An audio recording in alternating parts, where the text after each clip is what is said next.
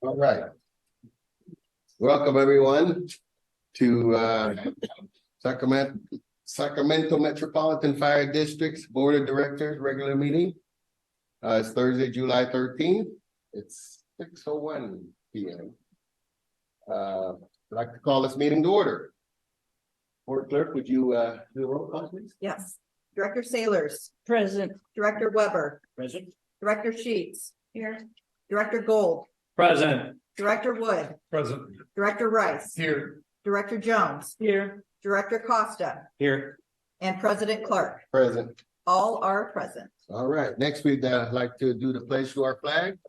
Director Gold, would you lead us? I pledge allegiance to the flag of the United States of America and to the republic for which it stands, one nation, under God, indivisible, with liberty and justice for all. Thank you. Okay, we have a Metro Cable announcement. This meeting of the Sacramento Metropolitan Fire District will be cablecast on Metro Cable 14, the local government affairs channel on Comcast, Consolidated Communications, and AT&T Uverse cable systems. This meeting is also webcast at Metro 14 Live .saccounty.gov. Today's meeting replays at 2 p.m. on Saturday, July 15th, 2023, and Monday, July 17th, 2023 on channel 14. This meeting can also be viewed at youtube.com/Metro Cable 14. Next, we get to the public opportunity to discuss matters of public interest within the district jurisdiction. Do we have any speakers?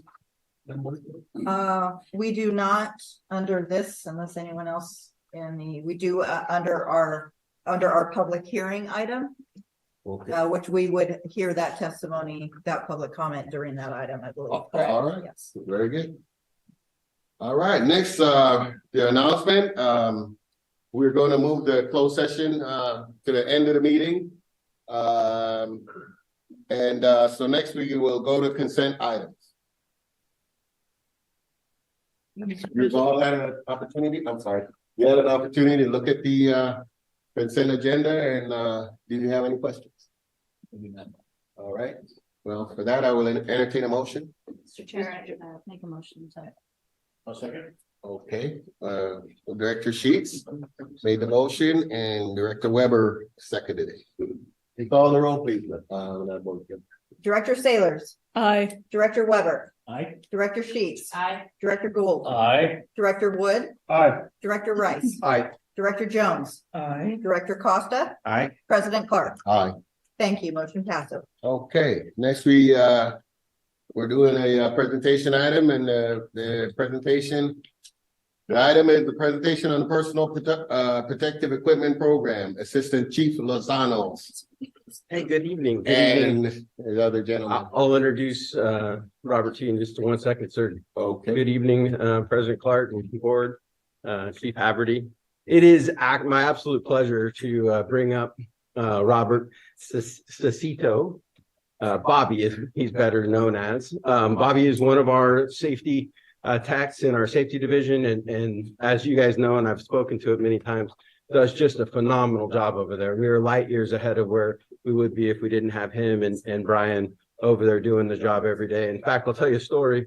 Director Rice, you and I had a conversation a couple of meetings ago about this topic, and you mentioned, could we get a presentation done? Bobby called me the next day and said, I'm ready. I got my presentation ready. So he was ready to tell you about what he does and what they do over in the safety division that literally, as you know, is what is keeping our men and women as safe as possible every day. So I'm going to introduce you to Bobby Cecito, better known as Bobby, Robert Cecito.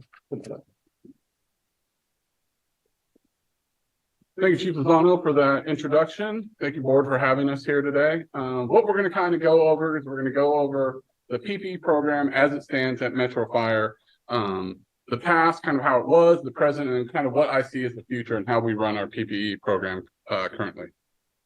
That's a clicker. There we go.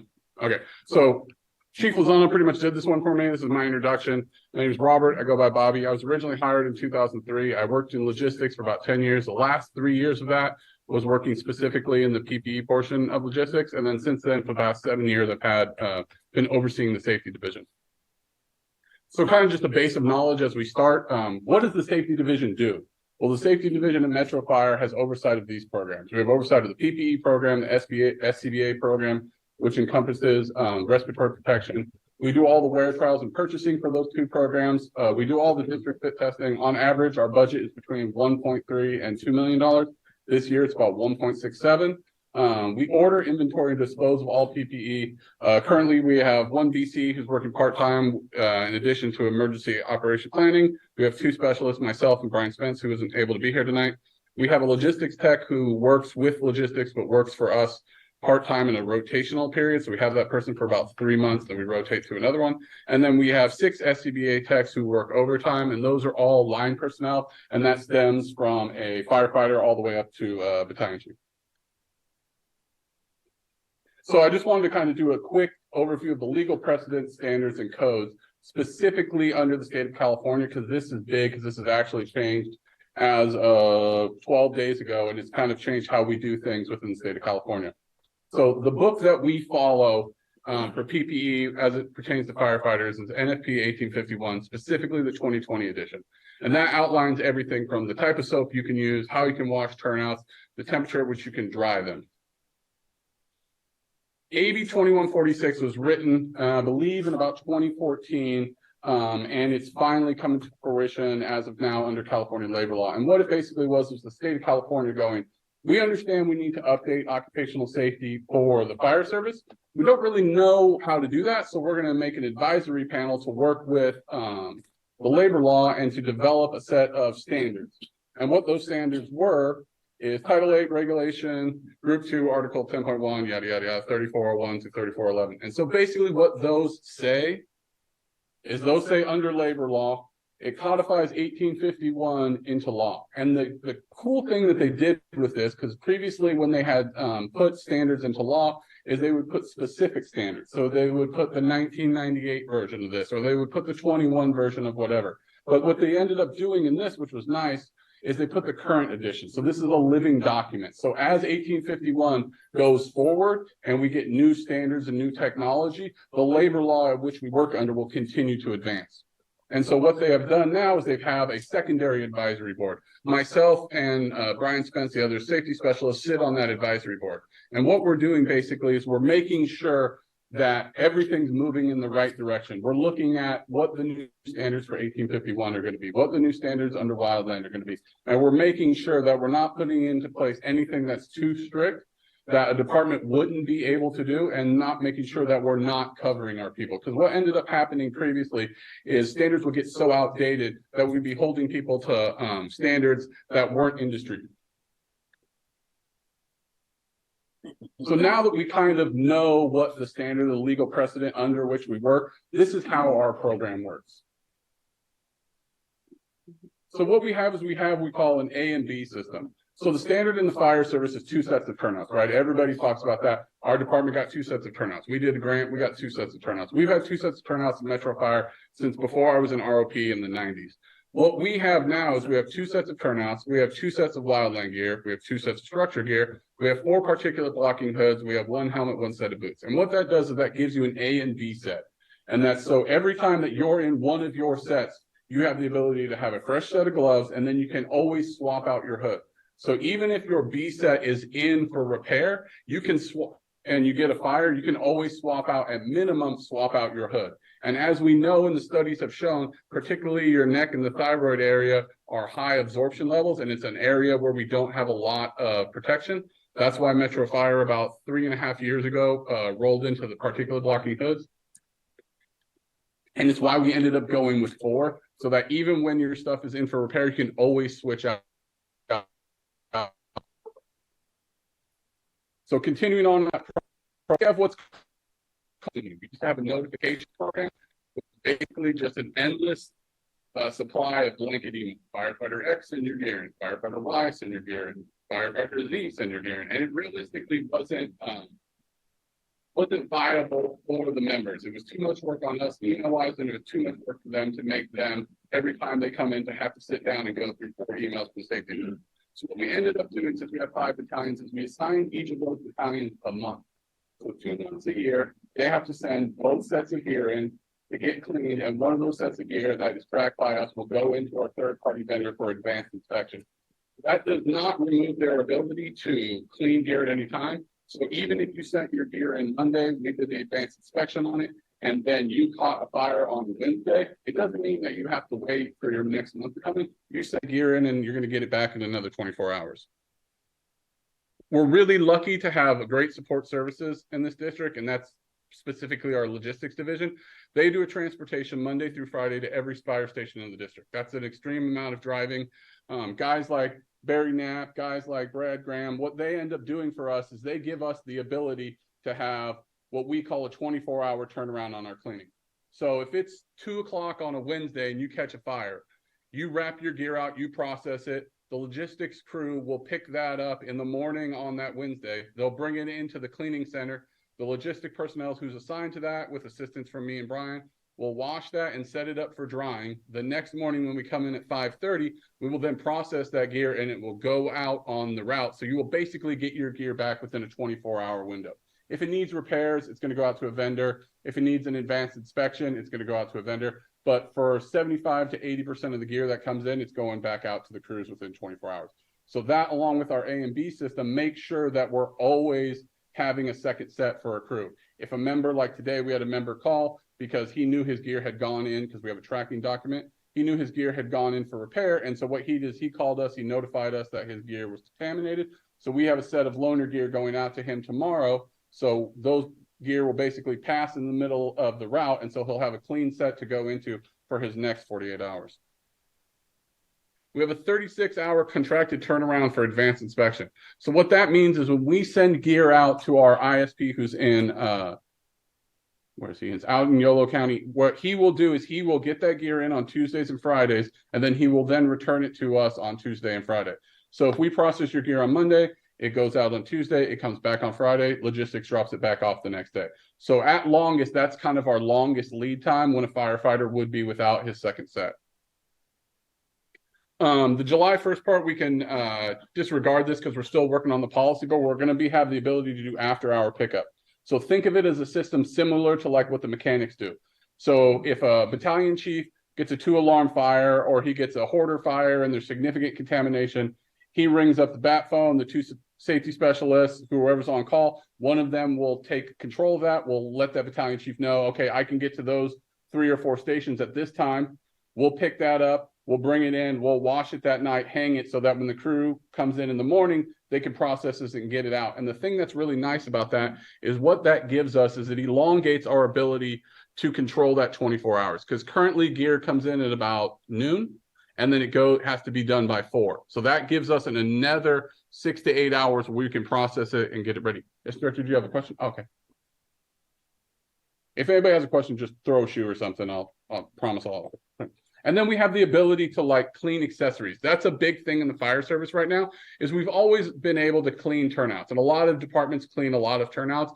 Not many near what we do, and we'll go over that in a little bit, but we have the ability to clean hoods, gloves, boots, helmets, and shrouds to make sure that that entire garment is cleaned and we're limiting that secondary contamination. And then we just started this a couple of weeks ago.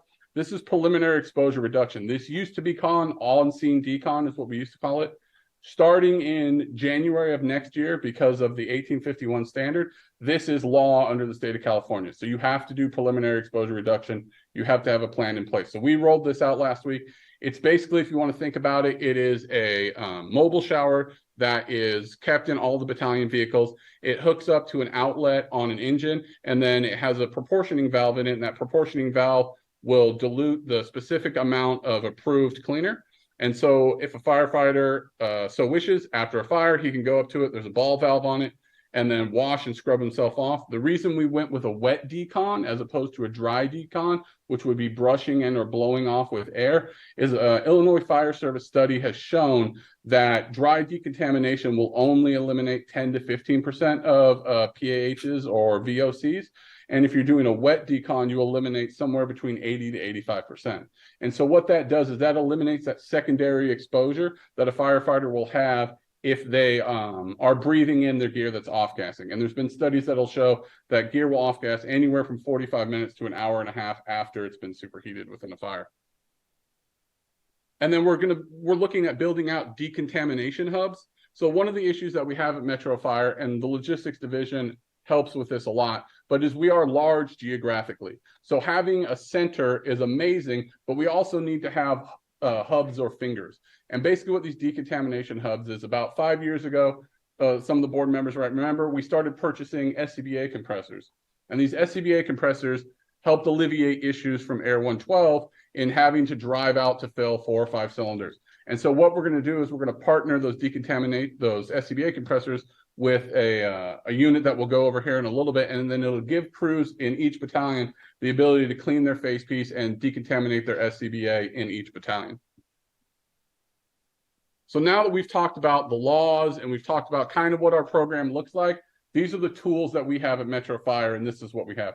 So these are extractors. These have been in the fire service for 25 to 30 years.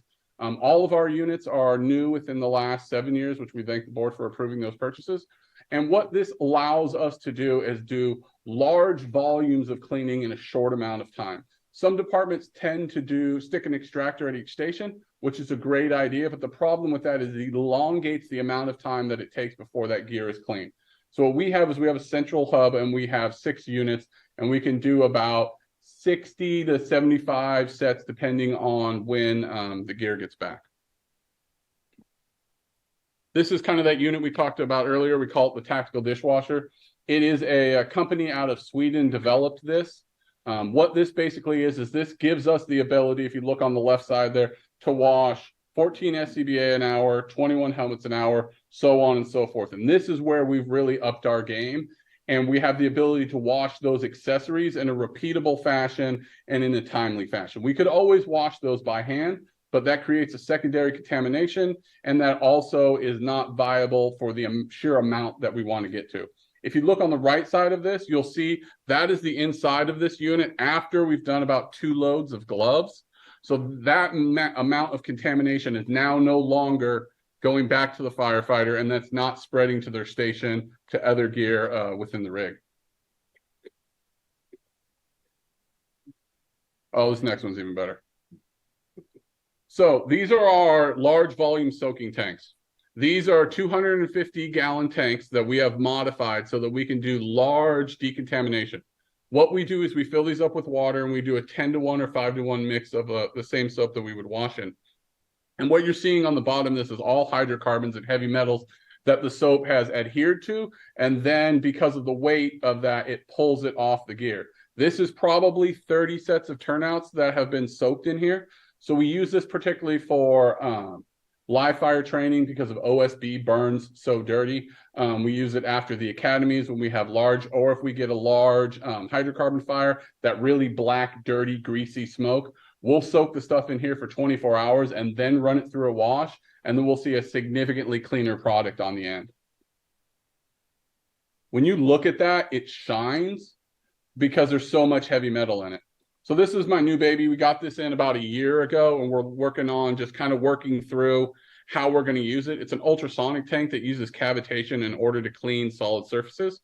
So we're looking at this for utilizing for helmets, for boots, for wildland helmets. And then also what we want to do is in logistics, there's a large secondary contamination issue with cylinders because the majority of cylinders get filled there. So we want to start rotating the cylinders through in order just to get that top layer, that burnt on grease and grime off of it, so that when they're handling it, it's eliminating their exposure. These are our drying racks. We purchased these last year. It's really interesting with fire gear. You can't dry it at high heat, which is kind of doesn't make sense when you think about it. So we can't use commercial dryers. So what we tend to use is these. What they do is they blow about 105-degree hot air through the hoods, the gloves, the boots. And where these are a game changer for us is gloves are extremely hard to get dry. And usually if you use high heat or use evaporative cooling on them, you dry out that leather and then you destroy the glove. And fire gear is extremely expensive, as we'll later show. So what these do is these blow about 105-degree air, and it creates a nice environment. And if we set up the gloves by the end of the shift, about 4 o'clock when we leave, 5:30 the next morning, these will be completely dry, and then we don't have any degradation of the outer material of those gloves. So statistical data. So we've shown you what are the laws. We've talked about the program. We've talked about the tools that we use to implement this program. So here's what this program does. So Metro Fire currently issues and tracks over 12,000 pieces. So every piece of garment in Metro Fire, if we're building a specification for it, we will build a specification that states it has to have a trackable serial number. So we track all of those, and we track them for cost, we track them for cleaning, inspection, who it's assigned to. We know where everything is throughout the district, who it's assigned to.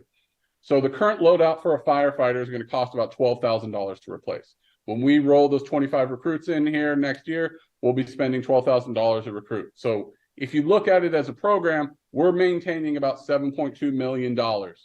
And the reason that's huge and the reason that it's so beneficial is when you have contaminated gear, you end up getting micro abrasions, and it will break down those fabrics faster. So you'll end up having less life in your gear if you're constantly using dirty gear. And at the rate of $4,200 a set of turnouts, it's better for us to wash it more and to have a program so we can get 8 and 9 years out of it instead of frontline gear getting 6 and 7 years. Below that is kind of the cost of doing business currently. I will tell you, previous to 2020, it would cost us $8,000 to outfit a firefighter. So that's the type of inflation we're seeing. I put SCBAs on there for a specific, when we have a firefighter going into a burning building, they're wearing $20,000 in safety equipment, basically. That's what it takes for them to survive that environment. This is more statistical data. So this is basically the digital output of what we do over the last couple calendar years. 2018 is a little bit deceiving because 2018 is when we rolled into electronic tracking. Before that, it was all paper. So 2018 is really more towards that 5,000 pieces. And when we say a piece, what we mean is a helmet, a hood, a glove, a coat, or a jacket. So in 2019, we were doing 5,800 pieces. Similar in 2020. We start ramping up in 2021. Between 21 and 22 is when we start doing that battalion-based cleaning. So we're getting more people that are aware that their stuff needs to go in. The battalion chiefs are working at this. So last year we did right at about 9,000 pieces. This year, with kind of where we're tracking right now with rolling out helmets and boots, we're going to hit right somewhere around 14,500 pieces that will wash in a calendar year. So what does that mean when we say, okay, what's the cost of that? Because realistically, there are companies who will do all of this for you, 100%. It's about $26 to clean a coat. It's $40 to clean a pair of boots. So what I did is I basically assigned a price to all of the cleanings that we've done. So we were spending about $150,000, or we're saving about $150,000 for the last 2 to 3 years. Last year, we would have saved close to $200,000. And if we hit that 14,500 mark, we'll save somewhere in the neighborhood of $315,000. Bobby, Yes, sir. is that in the overall cleaning cost, or did you also factor in kind of an extended life of the gear? No, that is just cleaning costs. So that is taking that 14,000 number. I have that broken down for specific pieces and then assigning each one of those the price that we would pay our vendor to do that for us. And then in addition, we would lose a 24-hour and 36-hour turnaround. A lot of departments will get their advanced cleaning done by doing a blanket cleaning. So they'll say, hey, we'll pay you $50,000 and we'll send you all our gear. And then you get it back to us in those 2 months. And really, that's great because they hit the standard, but it doesn't fix those other 10-month periods. So somebody may go 2-3 months without getting their gear cleaned. So this is kind of what I think the future holds and what we're kind of looking at. Because I think in the safety division, if we kind of just stay stagnant and we go, okay, we're really good at what we're doing. I think personally we're the best in the state of California. So I don't want to rest on our laurels. So these are the things that we're looking at moving forward. We're looking at CO2 cleaning. Currently, all firefighting gear, for the most part, is cleaned with water and some type of surfactant. CO2 cleaning uses liquid CO to basically purge the fabric of the contaminant. It's really good on some stuff. It's not that great on the other. In the future, most likely, you'll have to do some type of mix of both. We've already talked about that 24/7 pickup. Basically, anybody in Metro Fire who gets any type of contamination in the future will have the availability to get somebody to come out and pick that up. If they notify us early enough, we can even take loaner gear out to them. We're looking at a second helmet or soft goods. So some departments do a soft goods swap. So thinking your shroud and your head nets. And then they wash those and return those. With that, you have an issue with possibly reinstalling your head protection. So I'm not like super like great on that. So we're looking at what the viability of a second helmet would be. If you look at it, it's about $340 for a helmet, but that's over a 10-year period. So does the contamination reduction warrant that? And that's something that we're looking at. A second set of boots, similar to what we just talked about. This is the one that we're kind of working on right now. So this is what I like to call alternative PPE. It's kind of the niche thing in PPE and turnouts right now. So what we're currently doing is we're doing a wear trial for the MMPs, because what the MMPs used to use was a 511 jacket. They would use it for high visibility for roadway safety, and then they would technically use it for bloodborne pathogen protection. The problem with that is, as it is today, it's 197 degrees outside, and so nobody's really going to wear that jacket.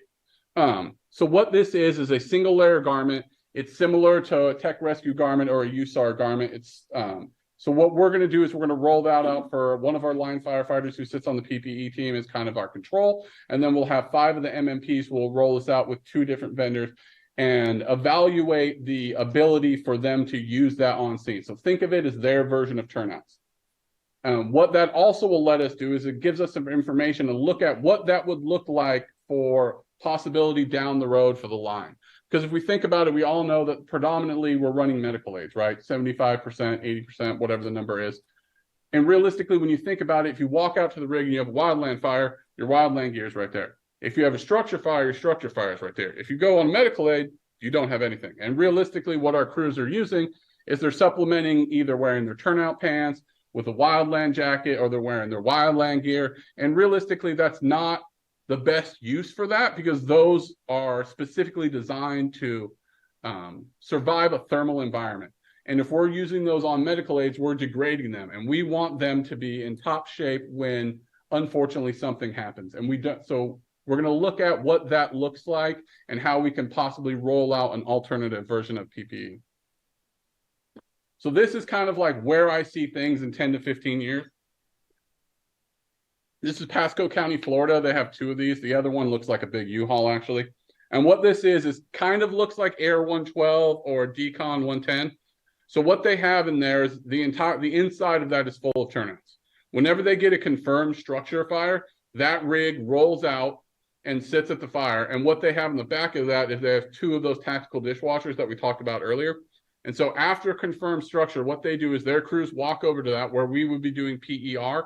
What their crews walk over to that, and they do an entire swap out. So they get new hood, new gloves, they get a new liner for their helmet, and then they go to the back of the rig and they have their face piece washed, and then they have their SCBA washed.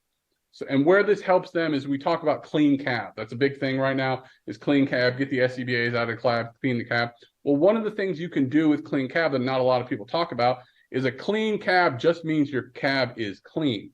So if your cab starts out clean and the equipment in it is clean, and every time you put equipment back in it, it's clean, you're reducing that contamination, and we don't have to remove all of that equipment, which then makes the people on the operational side better, because we're not going to the back of the rig to grab the SCBAs.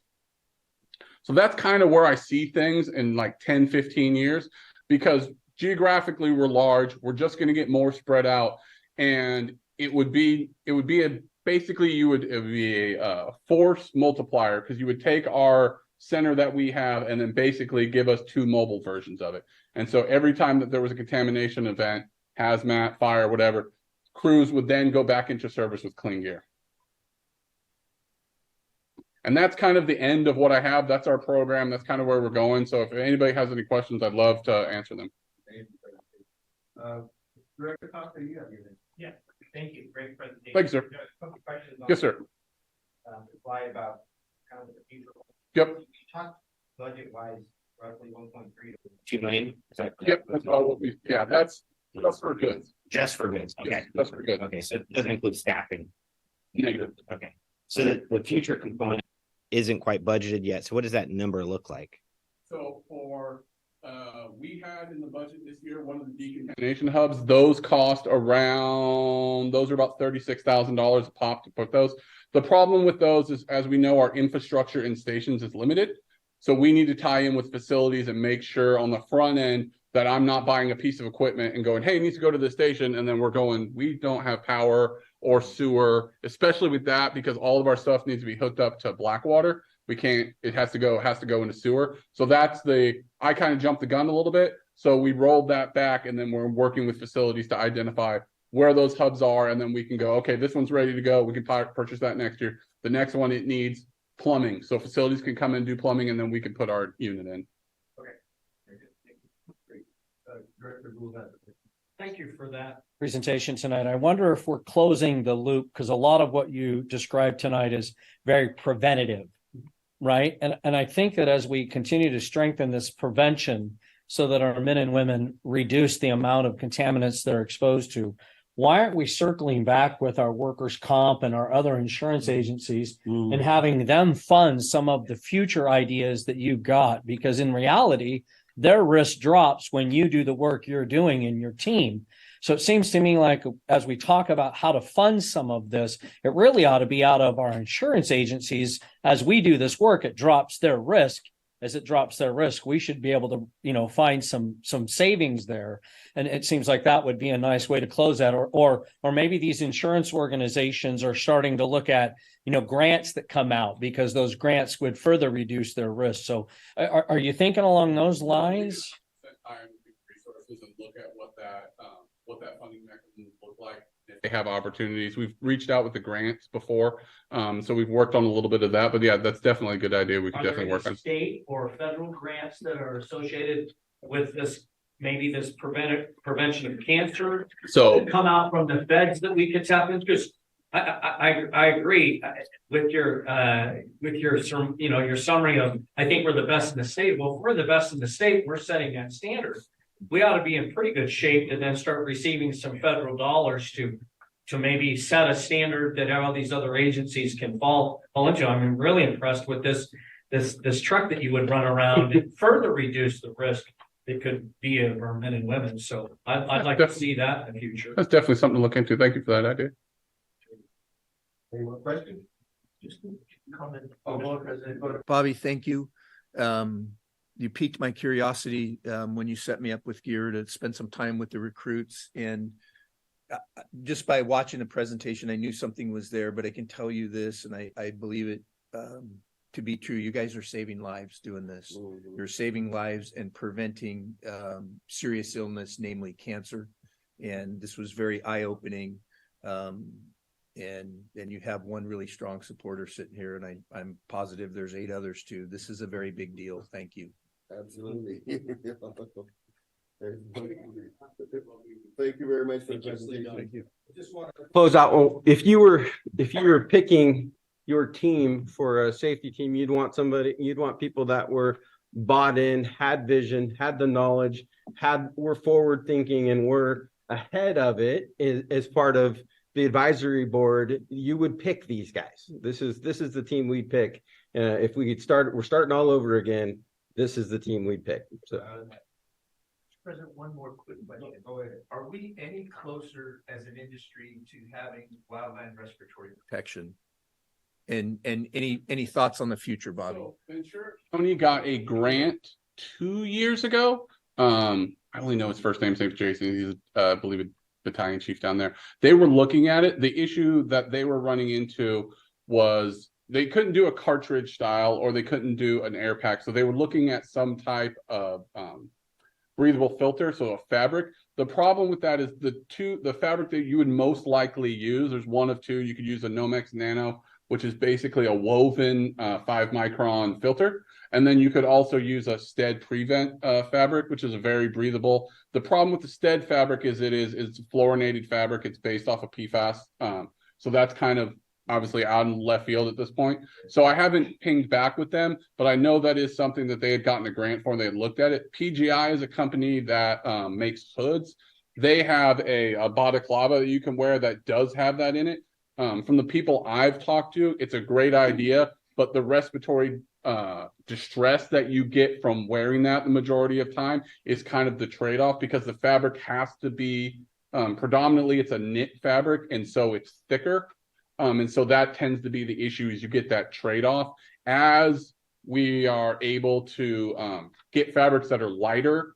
And there's a funding mechanism for that. I wouldn't be surprised if there was a lightweight version of that balaclava coming out sooner. And we're constantly in contact with the manufacturers. And is anything, if they have that comes out, we're looking at. One of the things that we're looking at currently is that FDIC, a company called Steadfast, came out with a PFAS-free moisture barrier. And basically what it is they took the PFAS version, the expanded Teflon version out, and they just made a double thick version of polyurethane. So the problem with that is it lowers your THL, so it lowers your breathability, but it does remove that. From talking to them, they're looking at getting us fabric so that our manufacturer could make us some turnout so some guys could try it to see how much of a trade-off that heat stress is, because it's like a 30 to 40 point drop in your THL, which is a significant drop. But there have been some changes in the NFPA standards specifically that deal with, I think it's hydraulic fluid. And so once that hydraulic fluid portion of the standard comes out, then they have talked about their ability to lower the thickness of that polyurethane, which is basically what moisture barriers used to be, and to get to a fabric that would get you closer to what our current THL is. So we'll review that, because we're always up to review, and because we never know what things are going to be. But that's kind of where I see it going. And I think in 2 to 3 years, we'll be looking at a viability of a fluorinated-free garment. Thank you. Thank you very much for that presentation. You have any further questions? Can we hit the lights, please? Lights, Lights, camera, action. so we can read. I don't know, but my THL is. That was an amazing presentation. I love that.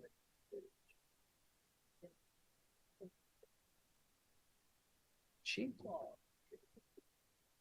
Yeah, it's hard to read up here on the days when the lights off. Your advanced age is showing. Well, yeah. Where'd my Well, we had paper the go? lights. Okay. All right. Thank you for that presentation. That was just amazing, Mr. Sestito and Chief Lozano. Next, we go to public hearings, and we are going to be dealing with an introduction of ordinance 2023-02, updating the fee schedule for operational permits, plan review, new construction inspections, general fire and life safety inspections, and other miscellaneous services. And we have up on the podium is Assistant Chief. Good evening, directors, Chief Haverty, soon to be Chief House.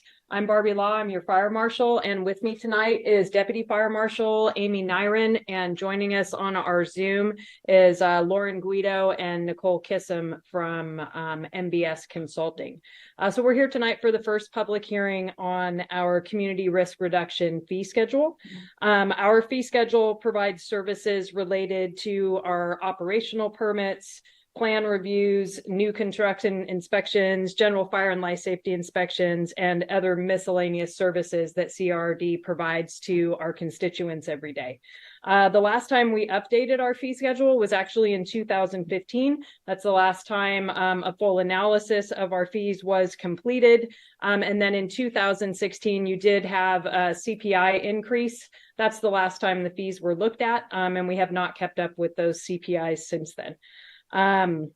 Since the time that you last analyzed your fee schedule, we've gone through 3 updates of the California Fire Code. So we adopted the 2016, then 2019, and just recently on January 1, the 2022 Fire Code. Every time we have an update to the Fire Code, there's generally new permits and services and things that we have to take into account. So that those have not been updated since 15 in the fee schedule. So we're a bit behind on those.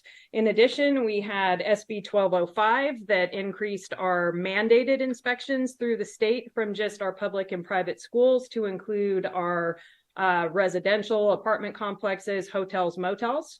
So we have more inspections that we are required to do by law since the last time your fee schedule was updated. And then, as we all know, there's been significant increases in the costs of labor, supplies, our costs for training our inspectors that go out and do this specialized work every day. So to resolve some of this, we went ahead and engaged NBS, who's with us tonight, to do a detailed analysis of our fee schedule. And at this time, I want to turn it over to them on the Zoom to present the findings of the study.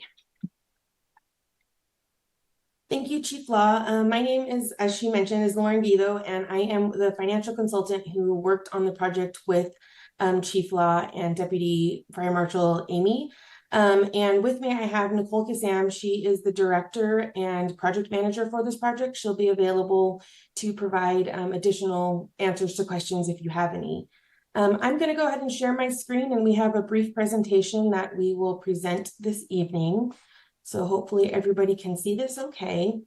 So really what we want to do tonight is we want to just have a few minutes to go through the overall project goals and project approach that we used.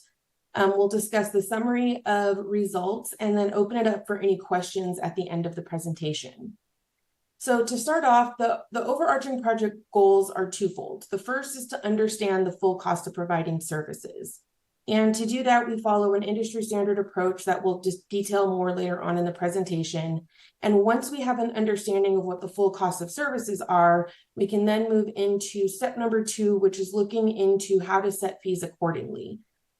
What we're looking for when we're doing our fee studies are cost recovery opportunities that are revenues that are solely adopted by the board of directors. So we're not looking into any of the taxes, fines, development impact fees, et cetera, things that would have different authoritative approvals needed. So the authority for fees that we use is based off of Prop 26 amended the California Constitution to further define what is considered a tax. So it states that all revenues collected by governmental agencies are considered taxes unless they meet one of 7 stated exceptions. One of those exceptions, number 3 here, says inspections and regulatory permits are exempt from the classification of being considered a tax. However, they are still limited to the local government's reasonable costs. And that term reasonable costs is used throughout various other forms of government code. As you can see here, it's a health and safety code, states that a district board may charge a fee to cover the cost of any service that the district provides, but no fee shall exceed the costs reasonably borne by the district. So that takes us back to that first project goal, is to understand the full cost of providing services. To do that, we use an industry standard approach that's been around for decades. And what we do is we gather some information from the agency. We take a look at current fees, how you guys are structuring your fees. As Chief Law mentioned, there's oftentimes in between doing fee studies where new fees may need to be added to the list. Some fees may need to come off. So we go through an analysis of looking at the existing fee structure. Then we start looking at the costs, and we break the costs down into 3 different classifications. We look at costs on an annual basis. We look at costs on an hourly basis, and then we look at costs on each individual fee by fee basis. Once we have an understanding of all of those costs, that gets us to that goal number 2, where we're at today, is looking at cost recovery outcomes and fee setting policies based on the analysis of the information. So to start out, we collected some data. So we looked at the adopted budget and staffing, and what we used for this fee study was the mid-year fiscal year 23 budget. So that was kind of the baseline of all of the costs that went into the analysis. We look at workload from a previous fiscal year. So looking at how many different types of permits or inspections were completed. We look at time estimates on both an annual and a per fee item. So looking at how much time does staff spend annually providing services in general, and then drilling down even further and looking on individual fee by fee basis to see how long it takes to provide each level of service. And then we looked at the current fee schedule. Once we get into looking at the annual total cost analysis, we're looking for a couple of different things. First, we're looking for our direct costs, things like salaries and benefits, services and supplies, things that we would pull directly out of the adopted budget. But we're also looking for indirect costs, which may be partially recoverable through your fee program. So things like division, departmental, and district-wide overhead. So when we take a look at all of those costs as a total, it gives us whatever our total costs for the year are. We then take those total costs and divide them by the number of hours that are available to provide specific services. and that gives us what we call a fully burdened hourly rate. And so we've calculated a couple of different fully burdened hourly rates for CRRD. The one that's most prevalent that you're going to see throughout most of the report is that the last one there on the list, the inspections and permit services at $304 an hour. So with all of the costs and all of the hours that are available to provide services, that's the hourly rate that we've established. With that, what we do is we then have a conversation with staff to say, well, how long does it take to complete each individual fee for service? And we multiply that time by the fully burdened hourly rate. And that gives us the 100% maximum fee amount that could be charged kind of based on that authority that we saw up above. That's how we determine what the reasonable cost of providing services are, by going through that analysis. Once we take a look at that information for all of the fees on the fee schedule, we get to the last step where we're at today, is looking at cost recovery and fee setting. It's very typical when we go through one of these types of fee studies to find that some fees are currently under recovering for their services, some are over recovering, and some are about right. So what this graph is trying to represent is that green bubble is what the fee is today. And then the blue bubble would be what we've calculated as that 100% cost recovery maximum. And that red arrow is where we'd like to have the discussion on how much of that funding gap would you like to close by increasing your fee amounts, or how much of that would you like to leave as a policy decision and fund that through some alternate source, typically from like a general fund subsidy. And the way that you can look at on an individual fee by fee basis is NBS has provided a report that was attached to the staff report that was provided. And in Appendix A of that report, there's each individual fee that would be proposed on the fee schedule.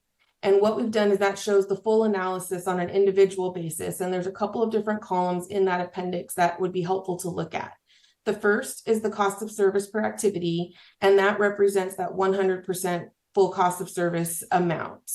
Then when you look at the existing cost recovery percentage column, that compares that full cost amount to what you guys are currently charging.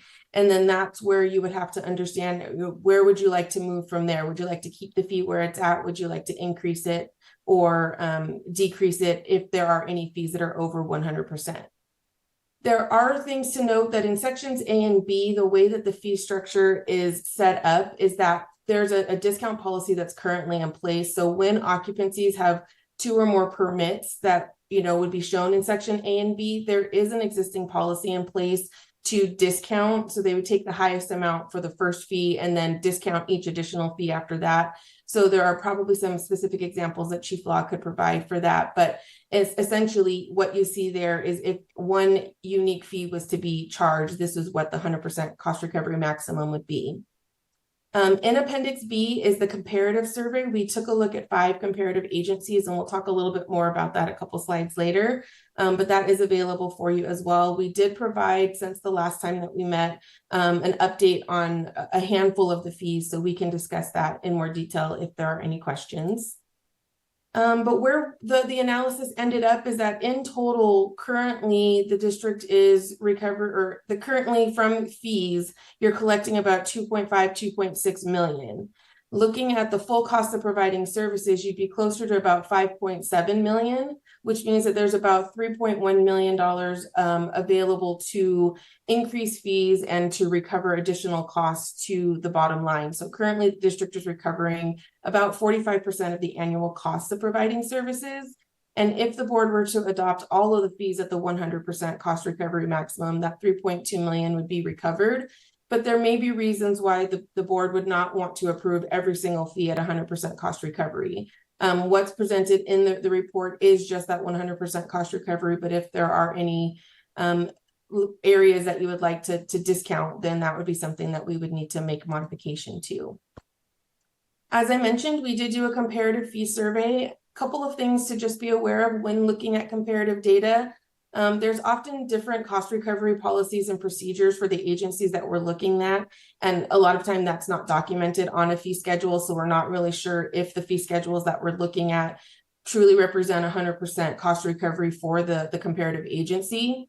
There's also often varied terminology for similar services. So while our analysis may show no comparison, it may just be that the service is being provided by a comparative agency is just being called something different that didn't necessarily translate easily. And then also we don't really know the frequency of when the other jurisdictions have last done their fee updates. So when we took a look at the data originally, we did do one update, which was done, as of a couple of weeks ago. And I think, there may have even been some changes since then. So that's always the hard part when looking at comparison information, but we did our best to provide that information. So this is the last slide. So where we're at today is we met a couple weeks ago just to bring this forward and bring some initial information. So now we're at the stage of looking at the adoption hearings, and Chief Law has put together the ordinance to be adopted. And once everything gets approved by the board, if it gets approved by the board, then all fees would go into effect about 60 days after the adoption hearing. And that is all that we had for you this evening.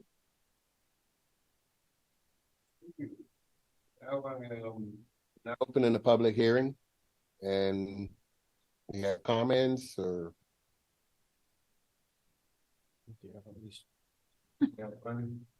Welcome. Good evening, ladies and gentlemen of the board. My name is Chris McCandless, and I come to you today in regards to the fees and hope to shed light on the negative impact that they will have not only on my community, but on Sacramento County at large. All, of course, with only 3 minutes to do so, so no pressure. The Real Alberta Country Fair is an annual one-day event that is free for our entire community. It takes our core group of volunteers hundreds of hours to raise enough money just for our nonprofit's annual operating budget of $30,000 to $40,000 per year. And it takes us that entire year to plan our fair and to adhere to that budget. 30 to 40% of that is acquired through the ever dreaded and overpriced Safe and Sane fireworks booth, along with other creative fundraising efforts, as corporate and or small business sponsorships can no longer provide as much as they once could, for they too are struggling to stay in business. Acquiring the money we do have is the best that we can do, and we just don't have the manpower to do more. We've spent an average of $1,000 per year in permit fees to Sac Metro Fire, which includes about $500 for the permit, plus another $500 for the inspection fee at the overtime rate because our event is on a Saturday. This equates to 2.5% to 3% of our annual budget. Typically, we can't apply for our permit until 2 to 3 weeks before our event because we have last minute vendors that like to pile on. So that puts us right around September 1st for submission, as our event is the 3rd Saturday of September. Had it not been for our actively engaged director of our district, we would have been blindsided by the permit costs, as our fees would now skyrocket from 2.5% to 3% of our budget to an astounding 12.5% to 14% of our $30,000 to $40,000 budget, which we would have had no clue we needed to account for, not to mention the fact that we did not get a chance to raise our vendor fees to reflect the $6 per proposed rate increase. In the 10 years we put on the fair, not once have we needed to utilize $5,000 worth of Sac Metro Fire services, let alone on the average the $1,000 that we've been paying. So for us, this truly begs the questions: were demographics even a factor when considering these rate hikes? And who do these fee increases actually serve? Since our annual budget is quite similar to the per capita income for all of Sacramento County, I ask this board to consider how most of these huge rate increases will negatively impact the citizens. There are no proposals to gradually raise these rates yet, but instead, in most cases, it's a quadruple plus rate increase all at one time. In reading through the study provided in the documents for this meeting, several red flags were made abundantly clear. One, comparisons were made between apples and oranges, and they kind of demonstrated that in their presentation, but didn't go too far into it. Number two, demographics of the people served were never a consideration. 3, hours attributed to labor in the processing of every single one of these fees was made arbitrarily, according to the documents that were listed online. In a world where people making 6 figures make financial decisions for people only making 5, there's a huge disconnect between what is actually affordable.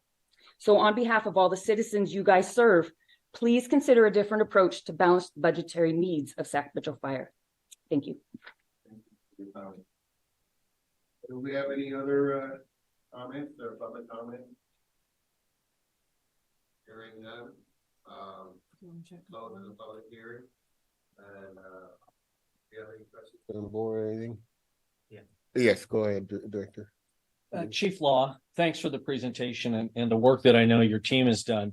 Do you have any sense of how much work you all are doing that's mandated by the state of California that comes without any compensation? Do you have any idea if we're doing $1 million worth of the work that's mandated, how much of that is mandated by the state and we don't get a dime from them? It's their law. We have to implement it. We don't get a dime. I would guess at least 50%. So I think that's important for people to hear when it comes to the work we're mandated by law to do. And if we didn't do it, we'd open ourselves up to be sued because we weren't enforcing state law. So when you think about the costs, as you've mentioned, ma'am, I think that we've got to put it into perspective. This isn't Metro running around the neighborhoods trying to figure out a way to implement fees to people that really put a pinch on the community's efforts. It's about the state telling us we don't have a choice. And if we don't do it, we get sued. And oftentimes people get injured or things happen that are far more costly. And that puts us in a pickle because a lot of these fees we would love not to have to charge, but they've tied our hands. And one of the worst things about being a politician is having your hands tied when it comes to these kind of fees that are mandated. So I hope that the community also understands the Metro's not running around trying to, kick the can and kick the people. It's when the folks over there in the big White House decide that it's another mandate, like I think Chief Law, you mentioned about us having to go into all these schools. That's a cost that we then have to put on the people because we're required by law to do it. And I wish that some of that would be very much considered over there. And they provide us the fees so that we could go to the community and say, we're not going to increase your fees by 50% this year. But we're at a point where we have to do some of this stuff. And it really puts us in a bad way. And when we're only collecting already right now, 45% of the cost, I think a lot of that goes back to the people that are in that White House down the street that don't consider the impact that it has on local agencies, local community groups that are forced to do this. So I think another point that's important to understand is that the services that the Community Risk Reduction Division provides in the community are typically conducted on behalf of an individual or a business. So not the entire public at large. So a business that needs permits to run their restaurant, a community fair is getting a permit for an event for a specific use, which is not the same. And I'm sure Lauren and Nicole could speak to this a little more in depth than I can in regards to the legal requirements. But these are services that are being requested by individuals and businesses, which is part of the reason why we're able to recover the costs of providing those services. And we're required to provide them by law. And as you said, they're unfunded mandates. And so when we're not able to fund those things by recovering the cost of what it costs us to provide the service, you're having to take money out of your general fund, which takes away from your ability to provide those fire services and things in the community. We have a limited pot of resources that has to be spread amongst a lot of different needs. And so this is one way that we can still have revenues and monies available in your general fund to provide those services in the community for fire suppression, to keep your firefighters safe, to fund things like decontamination and all the other services that we have to provide. Chief, can I follow up? Yeah, go ahead. So with that said, Chief, is there a process involved where a organization in our district can petition for a waiver of said fees? Yes. I think that's something that we maybe need to do a better job of making people aware of, is that we get that people work their tails off to do good things for the community. And we want to support that. And maybe that's where we're failing a little bit, is making organizations aware of the fact that there is a petition. It's not a guarantee it's going to get waived, but at least it's a step to say, how could we work with the groups to make this more reasonable, maybe. So I think that's maybe on us as an organization to figure out a way to let some of these groups know that that you need to come in if you're interested in having this waived or modified, come and share with us the story and then let us as a board make that decision, because ultimately it's our responsibility to spend the public's money in a reasonable manner. And this could be one that we do, is say we're gonna start waiving or not waiving some of these fees. We've had this happen before. We've had people come in and complain to us about fees and they go absolutely out of their minds about stuff, but they're over on the other side of the argument making $1 million. They just don't want to have to pay, but that's a radically different story than what we just heard tonight. So your existing fee schedule, as well as every fee schedule that you've had since Metro Fire was implemented in 2000, does contain a provision for, at the discretion of the chief or designee, we can waive some or all of the fee when it's in the best interest of the district. So that is included in the ordinance that we are taking forward. Sure. There's no change there. All right. Director Costa had his hand up, and then Thank you, Chief. I want to follow up because we kind of went quickly in the presentation. So slide 13, we talked a little bit about the comparison component, and we have talked since the last meeting. Do you mind just highlighting how difficult it is to compare, just given the changes that are happening quickly? So is really good on this. When we're looking at some of our other comparable agencies, they're comparable in size and demographics and population served and the type of, not necessarily the type of services. Metro Fire is an all service. We're a special district. We're doing the plan review. We're doing the construction inspections. We're doing the code enforcement inspections. When you look at some of our other comparables, those are cities. They have a building department. So some of those services are not being provided by them. So their cost of doing overall cost of doing business may be different than ours. We also ran into some challenges. Lauren was able to go back and look at a couple. You specifically asked about Sacramento Fire and Cosumnes Fire. They went back, looked at the permit fees. I did some spot checking before we came to you and found there's already been updates in fee schedules just in the last week because of the change in the fiscal year. So we don't know that we're really looking at apples to apples. We provide more services than some other agencies do because they are a city that has building departments and planners and other things. We're a, one-stop shop for those services here. Perfect, thank you. I just wanted to clarify. So we haven't updated since 2015?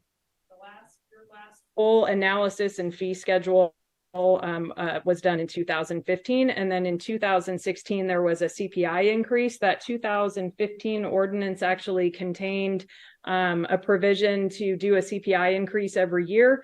Like we talked about in our presentation a few weeks ago, that hasn't happened since 2016. I can't speak to that.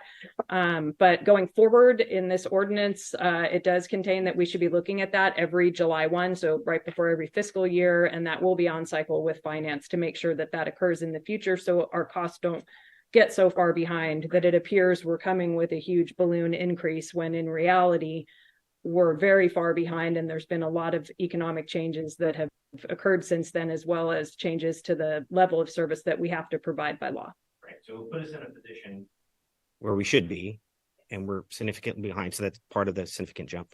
And then this board has the ability to act annually on adjustments or not, which could address some concerns that we hear from the community. So, and then there's that unfunded component that we have to address. So, yeah. Thank you. Well, I'm sorry. Yeah. Thank you, Director Costa. Director Saylor. Please correct me if I'm wrong, but I thought I remembered reading at the beginning of this company's introduction that the CPI that they used, and I could have the CPI that the initials wrong, but did they not use San Francisco? Or is that can maybe she answer that? They used Finance here tonight. Or yeah, I don't have the full report in front of me. It's a region. It's San Francisco, San Jose, and that is what finance. I actually conferred with Ron Empedrad. San Jose, that area. Yeah. Why didn't they use Sacramento? Because this is where our constituents live? So Director Dillon, that it would be a question for finance. That wasn't a decision made by NBS to use that. That is in your other board policies, and we did confer with the finance division before bringing this forward in the staff report in regards to the language in the CPI that was going to be used.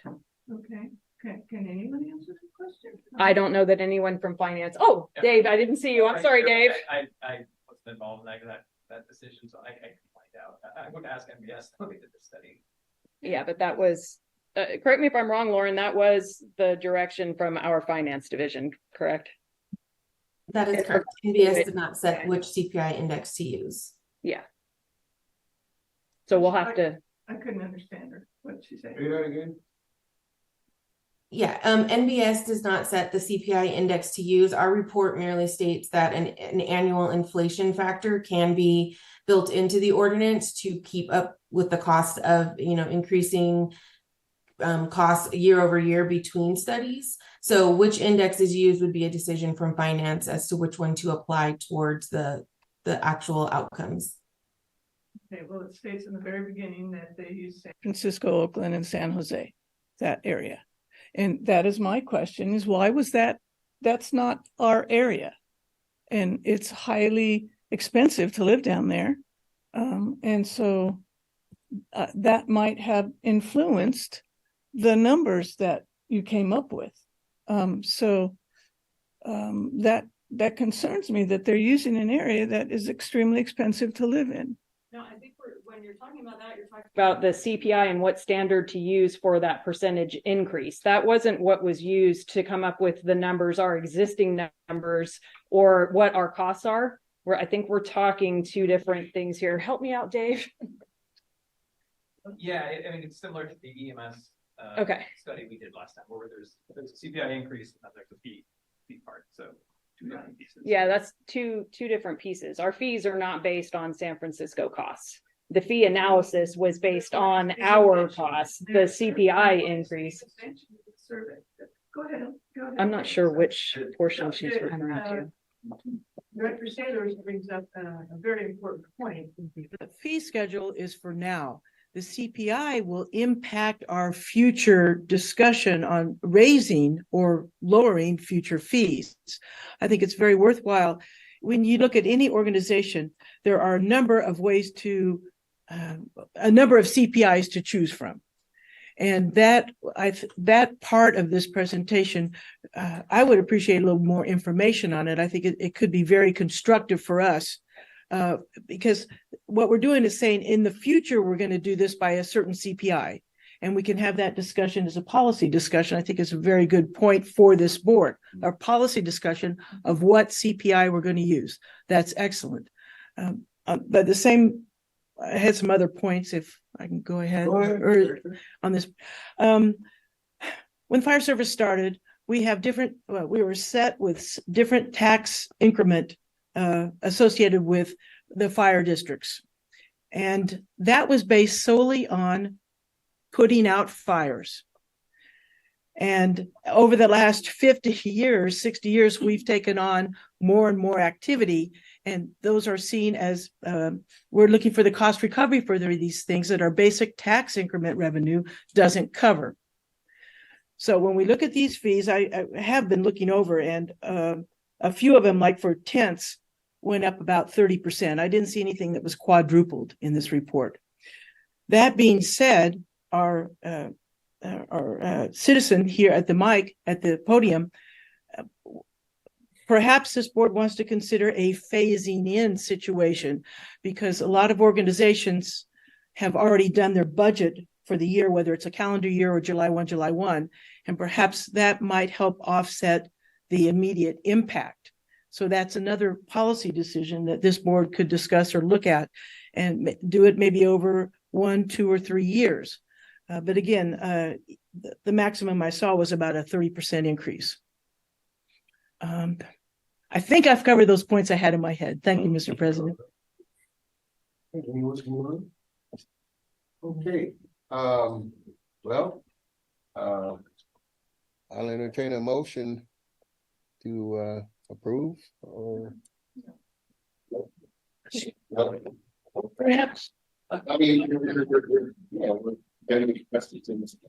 Well, let me ask you one thing, Mr. President. I heard colleagues of ours talk about a slide in or a over maybe half a year, whatever it ends up being. I think that's going to become part of this motion tonight because we're being asked, I think, Chief Law, help me out, is we're moving to a new fee structure which captures 100% recovery.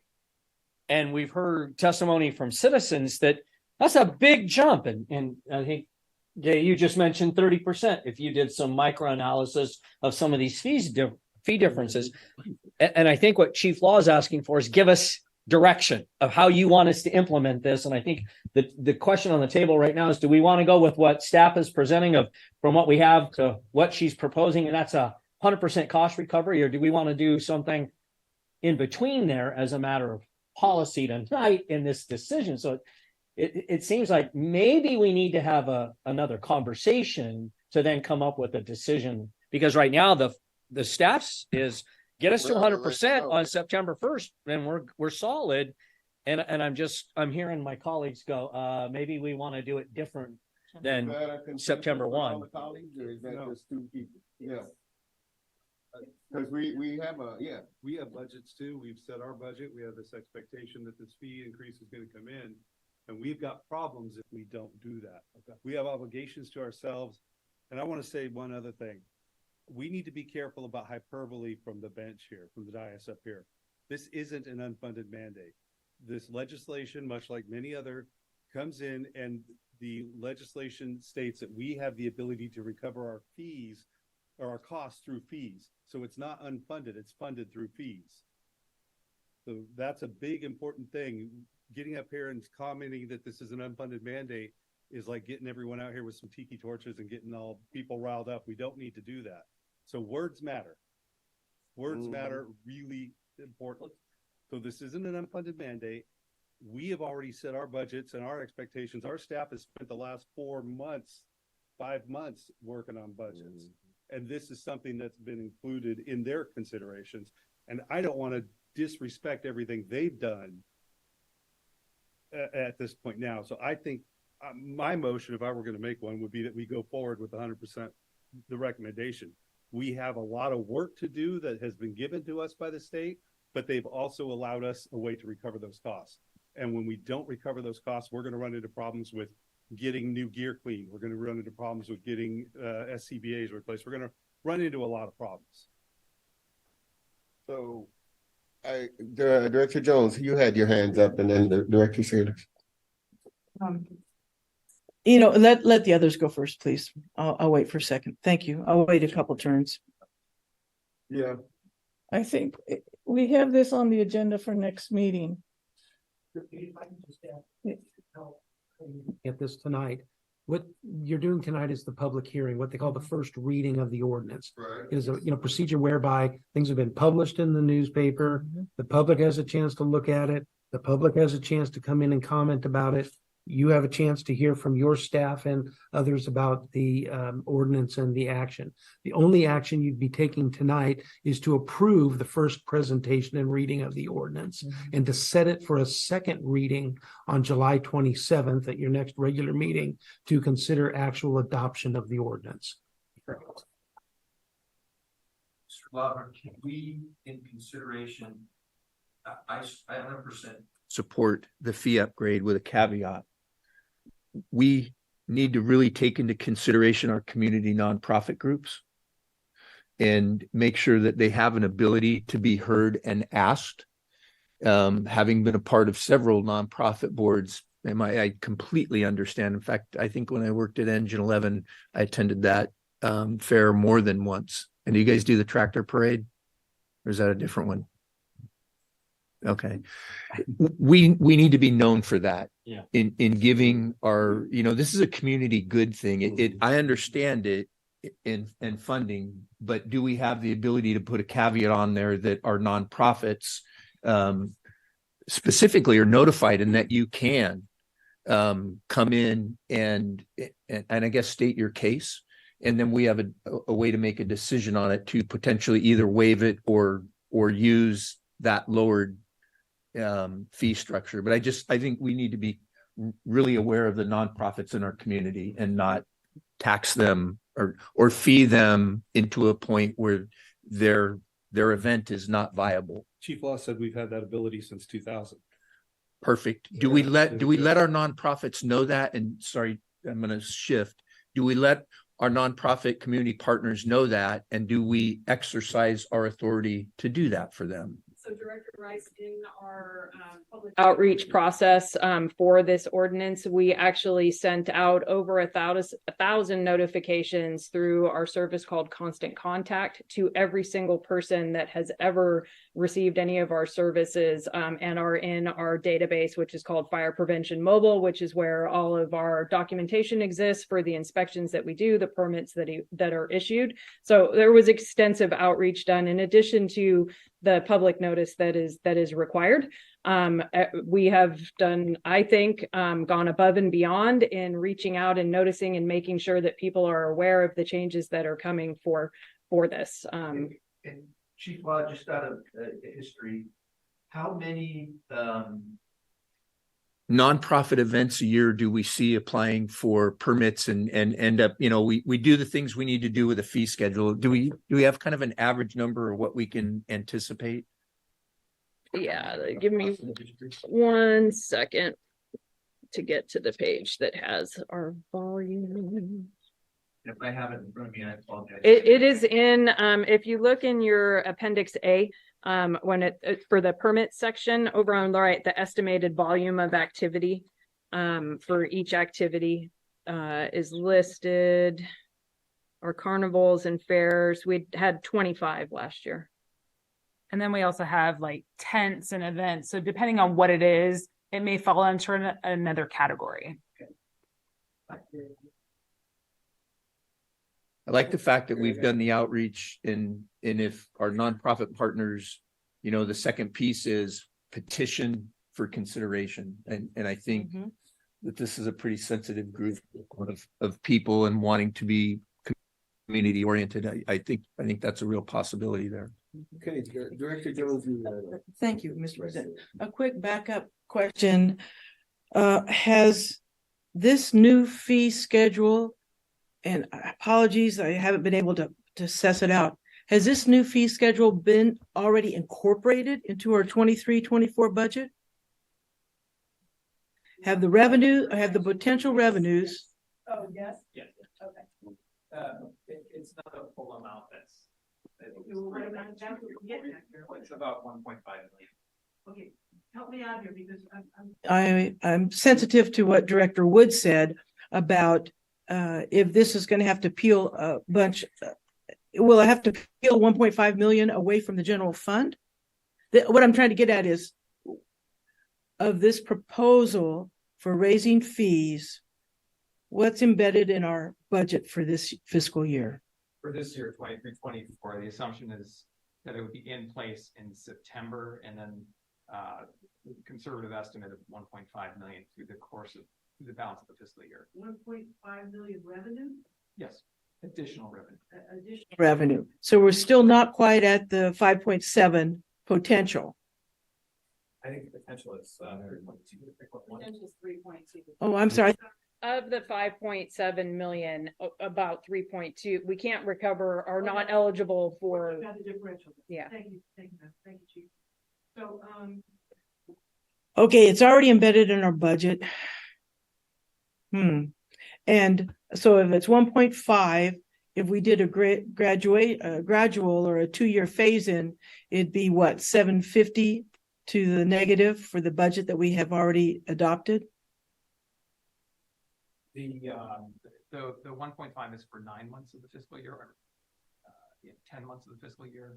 So if you reduce that, you can take that in portions. If you take 3 months off that, you're gonna get just over 1. What I'm trying to get at is we need to think about what is the impact, how big or small or whatever gradation you want to look at. What is that if we do this in a gradual 2-year cycle?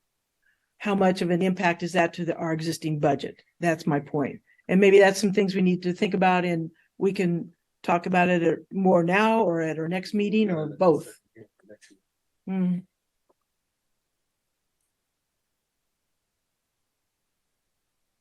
Okay, very considerate.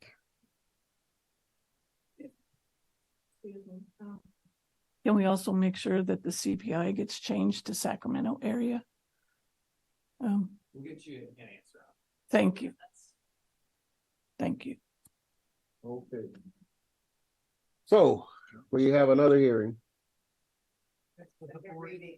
the second reading, right? Continue on with the adoption process. Needs to have a motion and a second to, approve this first reading and presentation and to set the matter for second reading on July 27th at the next regular meeting, at which time the board would actually vote to adopt the ordinance or not, or adopt it with some provisions in it. Mr. Chair, I move this first wave of adoption with the consideration that we consider modifications that have been discussed at this meeting. Right, at the July 27th. Will that suffice for moving this along? So we have a motion and a second. Director Jones motioned and Director Rice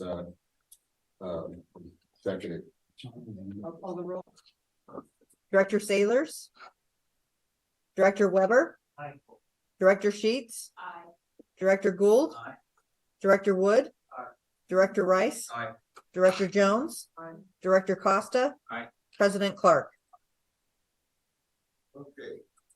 Next we move on to action items, and one action item is gonna be Brad Svenunson, USI Insurance Services, and it's the disclosure of material expenditure, excess liability insurance, homesite insurance company, and HDI Global Services. Mr. Svenunson, you're on the board. I'm sure that I probably butchered your name, but correct me if I said it halfway decent. It's all good. Can you hear me okay? Yes, we can. Okay. So Brad Svenningson with USI Insurance, and sorry I can't be there in person tonight. As you know, we left SDRMA on July 1st and went with FARA, a different risk pool, insurance pool. And in an effort to provide additional coverage over and above FARA, we went to the insurance marketplace to get additional options. The best options were an additional $5 million with Homesite for $264,000, an additional $5 million on top of that with HDI Global for $176,000. So that gives us an extra $10 million on top of FARA's program. So even with the purchase of these two additional policies, Metro Fire will be saving around $1.5 million in premiums had we stayed with SDRMA. So that was the basis of having the conversation. Just a little more peace of mind if we had a nuclear verdict on some type of lawsuit that might come into play. And these policies are for Metro Fire only and not for anyone in the pool. That's a substantial. Has this been factored into this year's budget as savings? I understand it to be. Is that it? The end of your presentation, sir? Yeah, that's it. All right. Questions if you Do you have have any. any questions? Mr. Chair, I make a motion that we adopt the action of authorizing payment of $263,321 to Homesite Insurance and $175,544 to HDI Global Services for additional insurance. No, we have a motion by Director Gould, a second by Director Wood. Call the roll, please. Aye. Director Weber. Aye. Director Sheets. Aye. Director Gould. Aye. Director Wood. Aye. Director Rice. Aye. Director Jones. Director Costa. Aye. President Clark. Thank you. Motion passes. Next, we go to reports. President's report. We have none. Fire Chief's report. Fire Chief Haverty. The board and my colleagues and members of the community. We actually have quite a bit of human resources to report on tonight, beginning with welcoming Sergio Vancia, who is hired as a logistics technician effective June 27th. I'd like to congratulate, I think you join me in congratulating Captain Colin Swarthart on his retirement on June 30th from 22 years of dedicated service to the district. We have 3 reclassifications that were part of the staffing study that we looked at last spring. At the beginning of the fiscal year, these took place. Laura Kelly is our business application analyst. Sarah Ortiz is our payroll manager, and R. Marie Jones is a grant specialist. These, of course, were already existing employees, just a reclassification, name change. We had a number of promotions that have taken place recently, and it's been fun and joyful to watch the various badge pinnings that have taken place with these. We have 2 new battalion chiefs, Chief Aldrich and Chief Pittman. We have 11 new fire captains, Captains Covington, Curie, Guisnell, Fritz, Jameson, McDermott, White, Zalewski, Field, Miller, and Wynn. We have 4 new fire engineers, Engineer Thomas, Engineer Klein, Franco, and Gallendorfer. We have some reassignments. Congratulations to the following members who've been selected to join Drill Master Dylan Fader for the 23-1 MMP Academy, which began earlier this week. So joining him are firefighters Valente, DiBiase, Estubio, Mitchell, and Borsch. And that academy began on the 10th and will run for 6 weeks. This is part of the new service delivery program that we have. Congratulations to paramedic Cody Parker for being selected to fill the mobile integrated health paramedic position that was effective the 5th of this month. And paramedic Diana Borsch has been reassigned from the mobile integrated health paramedic position effective July 2nd. And you heard her name. She's now a paramedic on in the academy, which is pretty cool. Congratulations to Captain Eric Sachs for being selected to fill the EMS shift captain on the B ship, and to Captain Carl Jewell for the EMS shift captain on the C ship. I'd like to thank Captain Matthew Smotherman and Captain Sean Burke for their dedication and commitment while working in the EMS division. HR is recruiting for fire mechanic, both internally and externally. Final filing date is the 31st of this month. And for external paramedic positions, with a final filing date of that same day. Just on kind of around the district on June 29th, many of us went out to the city of Folsom for a groundbreaking ceremonies in the south of 50 area. They are starting a new park in their park district, and also a new fire station. It'll be Fire Station 34 out there. And just a kind of an updated report to you on the 4th of July activities. And while the daytime hours were kind of suspiciously slow in my mind for fire-related call volume, the evening hours proved to be pretty busy. The number of working fires, as well as many small to medium grass fires. And for this district, it's really no overstatement to herald our kind of land, sea, and air approach to our mission accomplishment. The capabilities that we have provide an excellent response across basically all modes of response that we have over the weekend and day of the holiday. Our field crews, they did an excellent job with aggressive fire attacks, prudent use of their resources, and really what I would say is an admirable resilience, moving from one incident site to another without returning back to their stations. They did a great job. Command staff worked alongside our field commanders, aiding them in many of the fires that were fought during the evening and early morning hours. Even our community risk reduction division personnel, they were out in full force, all hands on deck, both on the 3rd and the 4th, monitoring 3 major public fireworks shows at Northridge, Del Paso, and Hagen Park. There were no issues of consequence at any of the shows, thanks to good planning and our inspectors' oversight. and CRRD in the days before. And that day confiscated, at least from my knowledge, 2 very large caches, truckloads literally, of illegal fireworks with citations given in each of those and arrests. Several of our executive staff, including Chief House, welcomed recruits to the Metro Medic program on July 10th. It's good to see them going. I think we have 20 in the academy today. Yesterday, we were busy down at the Capitol. Chief House and myself, local 522 representatives, gave testimony in support of at the Senate Committee on Health for AB 40 with Director Rice as well as a lead testimony. That AB 40 is the ambulance patient offload time issue that CPF has and is continuing to sponsor, which will provide relief to our crews and the emergency departments.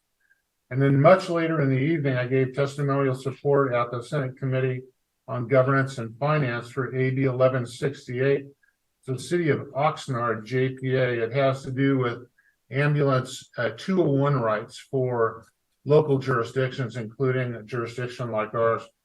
And that was an interesting day yesterday to listen to a lot of bills. Our reframing organizations has been continuing in July.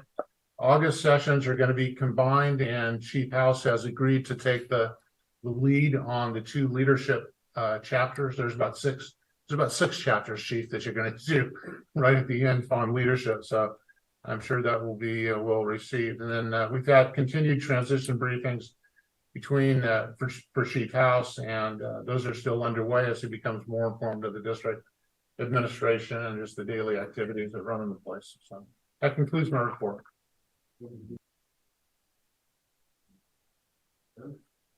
Okay, we'll move on to operations report. I don't see Deputy Chief Mitchell here. Oh, okay, Chief Jenkins. All right. Chief Mitchell is on vacation. Board of Directors, Chief Haverty, and Chief House. Charlie Jenkins, shift commander for C shift, but we're doing DC of ops for today, yesterday, and today.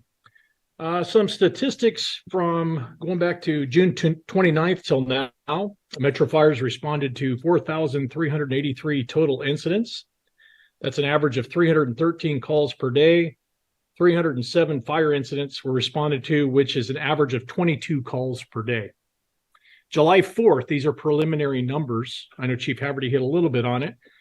July 1st through 5th, we had 58 incidents involving fireworks, which were dispatched as EMS, fire, or special ops calls, but they were fireworks related. 12 incidents involved illegal fireworks. 11 were legal, safe, and sane, and 35 were undetermined of the type of fireworks involved.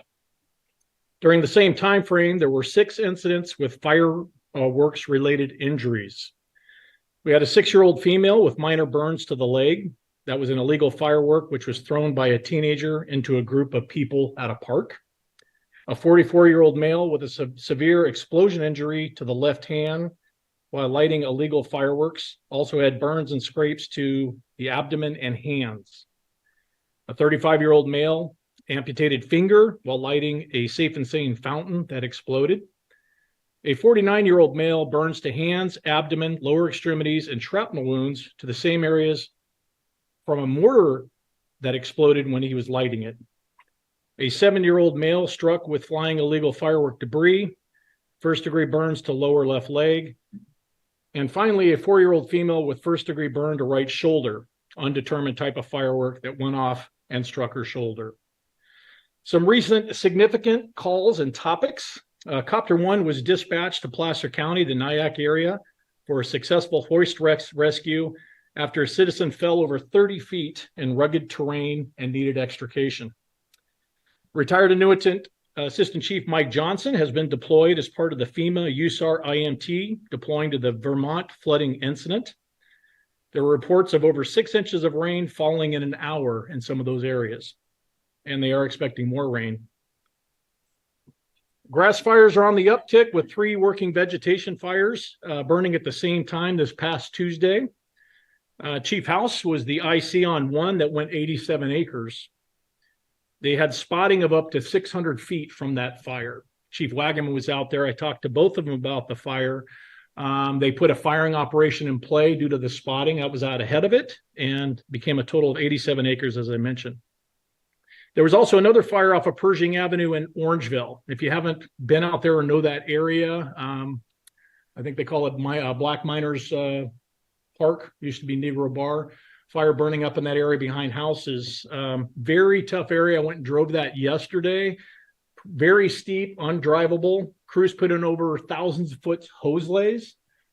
Copter was on the B-14 incident, had gone back to get fuel, was coming back to B-14, and was redeployed to the Pershing fire. I can tell you, driving out there, access very difficult. Hard to explain when you're driving off of Pershing Avenue and access downhill into a canyon and then burning up this way as well as the other way with homes all the way around that. And I'm talking a very large area. That fire ended up burning around 7 acres, but could have had a lot more damage. Crews kept it out from the homes and the houses. And again, a very, very hot day out there. Heading to another fire near Bannister Park and the governor's mansion. That was about 3 acres, and another progressive hose lay. That's moving hose, unable to drive to those areas. That was over thousands of feet of hose put into that to suppress that fire. Yesterday, had 2 good working fires in the district. One was in Battalion 9, which is a kitchen fire in a duplex. A father and son discovered the fire and called 911. The son went to the front door and saw a victim inside crawling on the floor, and the son kicked in the front door and, with assistance of his father, placed the victim in a wheelchair and extricated him from the building. Victim was transported with burn injuries, but is expected to survive. PIO Wilborn is going to be working with BC9 on getting all the information to acknowledge the father and son for their heroic efforts. B5 yesterday, right about the same time in Antelope, we had a second alarm fire with a fire starting between 2 two-story homes. Fire became well established in both homes, including the attics. Multiple hose lines, vertical vent, and search were performed on both structures. BC5 Aldrich, who is one of our new BCs, he ran the fire with 3 divisions, utilizing a command channel and 2 TAC channels. I will say the crews worked their tails off in high outside and interior temps, and many members became overheated, and we focused on getting them cooled down and rotating fresh crews in for overhaul. Hot day out there for the troops. I'd like to thank the board of the directors to also supporting us in tablet command. That was utilized on the incident yesterday. I know Chief House used it on his grass fire the other day. And if you're not aware of that, it's an iPad that you can actually put in your division. So like for yesterday, we had 2 structures going. They made it Division Bravo, Division Delta. You're able to grab the resources tracking. You can actually click on the resource and see who's assigned to that resource for accountability purposes. And you can drag them over to Division Bravo, Division Delta. Even had a medical group with EMS 24 working in that if any medical issues or patients that we may have. At that point, any incoming officer, I would even say board of directors, if you're interested, you can look at the tablet command and see how the incident's being built.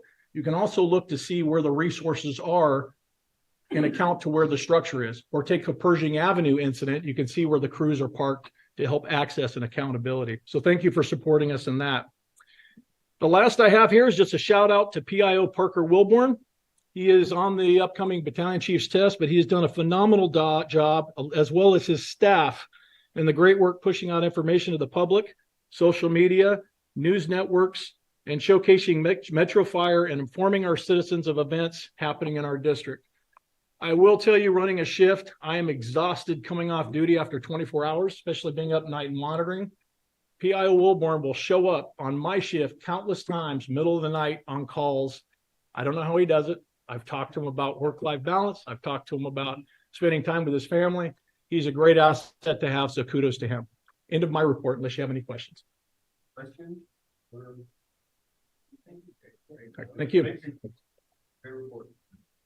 All right, next we have, you don't have a report from Chief Bailey. He's on paid time off.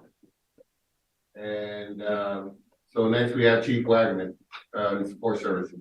And good evening, President Clark, Board of Directors, Chief Haverty, House, Board Clerk. Good evening, Tyler Wagaman with your support report over the last couple of weeks. First off, facilities, we finally were able to obtain a permit to start our much needed project at Station 105, the kitchen. Contractors are already well underway on that project. Still a little bit of a backlog on the Station 101 kitchen project. We had to change some plans due to some ADA compliance and countertops, but those submitted changes have already been done, and we're just awaiting for green light on the permit so we can get that contracting group started on that project. Last board meeting, I made mention that we had some expertise in the countertop business that is now working for us. Station 41 was in need of a countertop. And come to find out, when that countertop was removed, it was the only thing holding those cabinets up. So rest assured that your team of facilities came together, worked diligently to install all brand new cabinets, brand new countertops. Absolutely beautiful job at Station 41, all done in-house as quickly as possible to keep the lights on, to keep the crews fed. They did what it took, and they do this all the time. And I wish I could highlight all of their efforts, but I would be here all night. So kudos to the facilities team for that project and quick work. Fleet, your truck team is just getting back from Wisconsin. A brand new aerial truck has just been completed and inspected. Very positive comments from Shay and his group on what that truck looks like, and we hope to see that here in California very soon and get it into service. On the mechanic front, with the preliminary budget, we are adding one new mechanic this fiscal year, so that recruitment has gone out. We'll close on July 31st. Also before you tonight on your consent items was a request for 2 new vans for our logistics groups. I made mention before, 180 miles a day is what they put on those vans collectively. So a lot of mileage. These are the first electric vans, electric vehicles for the agency. They're full electric.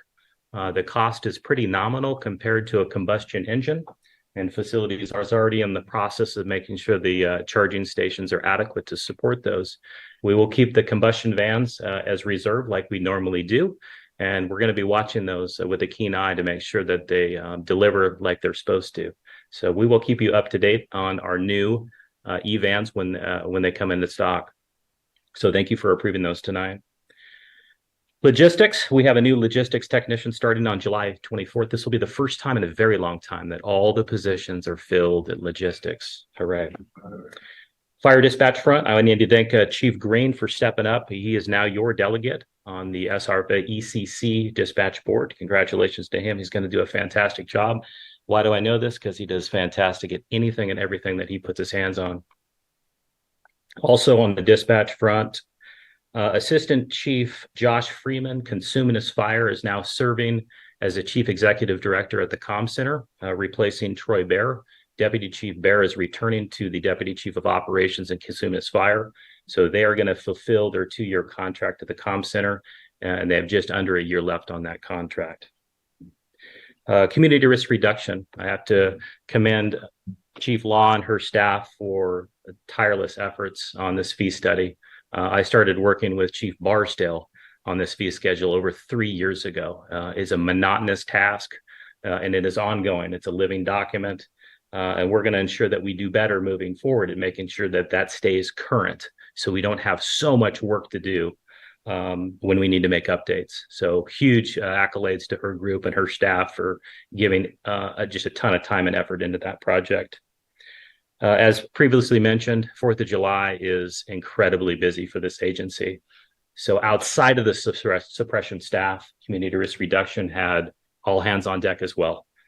Providing any and all effort to support illegal fireworks, as well as investigations throughout the district, and as well as your outside agencies were incredibly busy as well.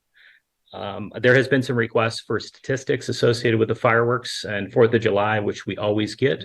We will hit it at a very high level right now. There's still over 160 reports that need to be completed. The crews are tired.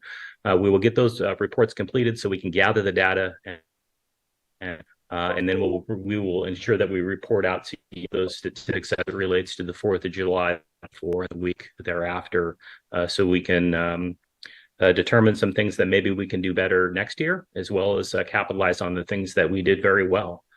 as well as the County Board of Supervisors is requesting that information, as they always do. We will be prepared to give that to them as well. And lastly, on the arson front, as you know, staffing has been a challenge with our fire investigations unit. And tonight, I want to bring before you a member recognition, I think is appropriate.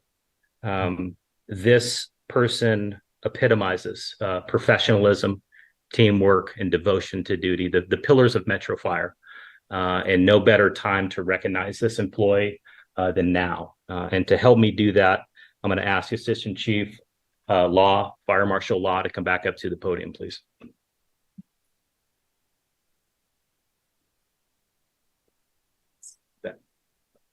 Hi, Chief Law. With me tonight is Krista Aney. Krista is one of our fire inspector ones right now.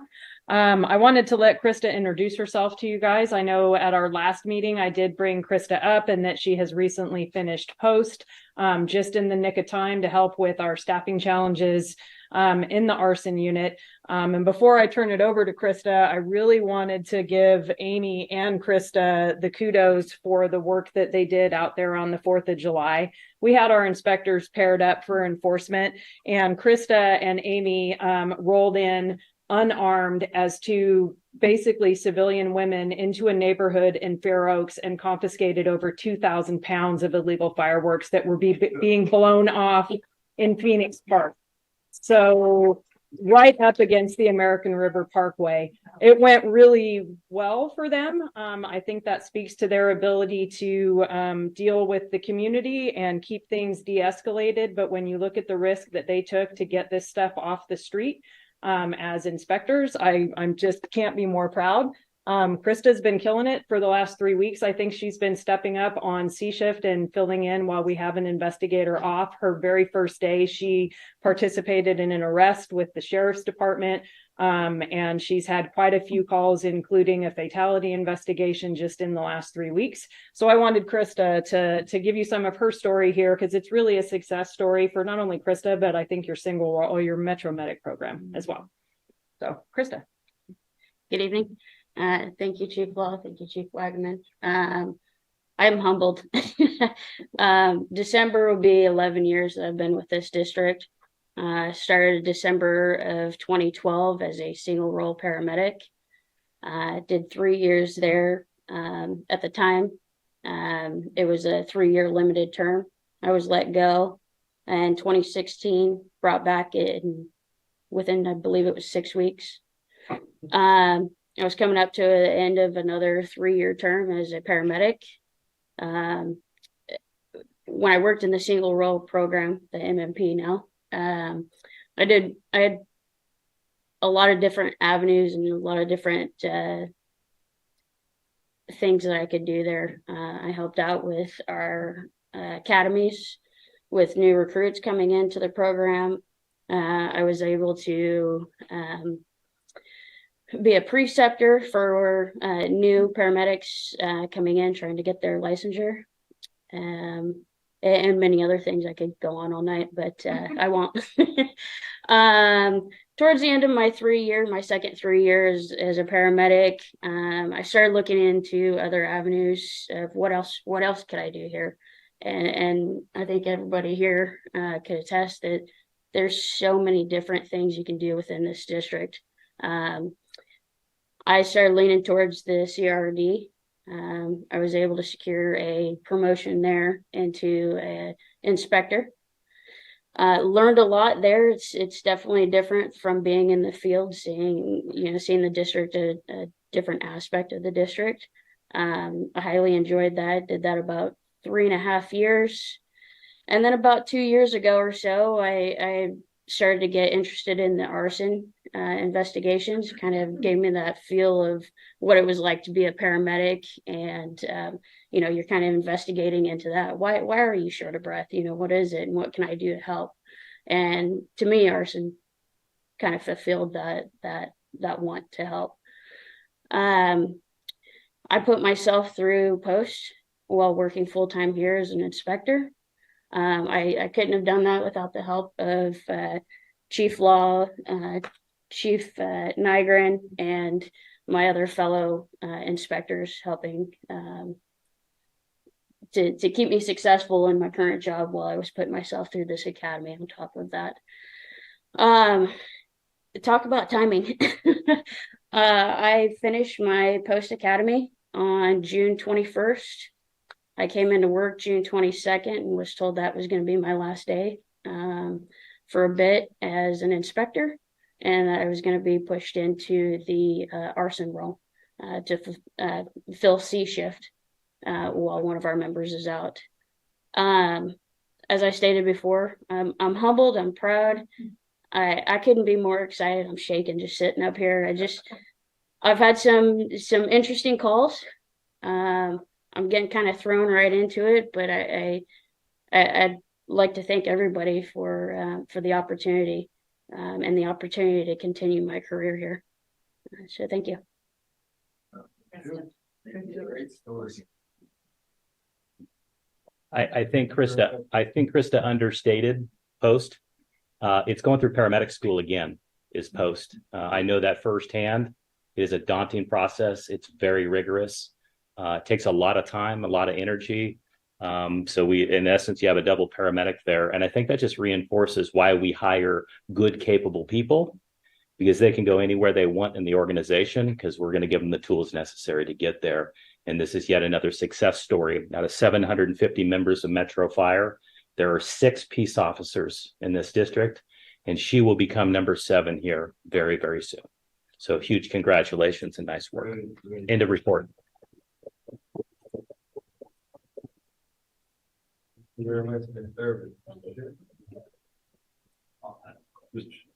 Oh, go ahead. Go ahead. You were first. Director Wood. Chief Wagaman, thank you so much. I couldn't agree with what Chief Jenkins said more. That's a thank you for bringing Krista up, first of all. Sorry. But I couldn't agree more with what Chief Jenkins was saying about Parker Wilburn and his team. Does an amazing job, and the product he produces is great. What he's showing people, the public, that what we do is great. But the one thing that's missing from Captain Wilborn's presentations are things like our talented people in facilities that are changing that. So if you got some before and after, maybe you can make some magic and make a cabinet replacement be interesting. But we need to showcase not just our men and women on the lines, but everyone behind the scenes, our investigators, our cabinet, our facilities people. So when you get those success stories, is it possible to get that over to Captain Wilborn? Thank you. Okay. Director Weber. First and foremost, I get emotional listening to your story. It's phenomenal what you have done yourself, and the opportunities Metro Fire has given many folks. But congratulations to you. I respect that greatly. So first, and secondly, just a curiosity, the stick you mentioned, is that a tiller or a straight stick? Okay, thank you. Thank you, Chief. Great presentation. Thank you for bringing that young lady up. Determination and never giving up. Admirable. All right. Next we have 522, Mike Gildone. Good evening. How are you? Mike Gildone, firefighter truck 106 on C shift, local 522 director. We're baby stepping. I volunteered this time as opposed to being voluntold by Matt because he's out on vacation, and we're hoping that he gets some well-deserved rest. It's been a very busy few weeks since the last board meeting. We had a labor management meeting on June 28th that had a lot of items on it. I'd say 15 to 20 items, and was very productive. Chief House was there, Chief Haverty, along with all the other deputy chiefs that were in attendance. We're able to come together and make some good, have good discussions, make some decisions in the room. That led to 2 more meetings the following week for deployment changes, as far as where MMPs are going, where suppression medics are going, which ones are transitioning, where we put a squad, and also some bidding procedures. So it's been a very busy couple of weeks as far as deployment goes. We had a unit meeting on the 30th that was well attended by on-duty and off-duty crews. We had a shift rep meeting on this Tuesday that was well attended by our shift reps as well. Also on Tuesday, most of our 522 e-board was present at the Capitol for the AB 40 hearings, discussing with our local electeds, trying to help push that forward. As far as I understand it, it has passed both the Assembly and the Senate health committees, and it now is sitting on the governor's desk for signature. So hopefully, we're hoping to see that pushed forward and get it enacted by next year. We also would like to welcome the 20 MMP recruits. We're excited to welcome them into the organization and to the 522 family. I also would like to congratulate Captain Colin Swarthout on his 22 years of service. He was the captain on my truck when he retired. And so he will be dearly missed. I'm disappointed to lose him, but I'm very happy for him in his retirement. I also would like to congratulate the 17 promotees that we recently are going to see on the line here. I also want to congratulate 22-1 on completing their probation in the last week or two. Those recruits or probationary employees are now fully fledged members with us, and they're all great kids. They're good young men and women that are going to do a good job. Another thing I would like to recognize is I'd like to recognize the membership and our staffing group for the week of the 4th of July. From the 1st to the 8th, we filled an average of 48 vacancies per day.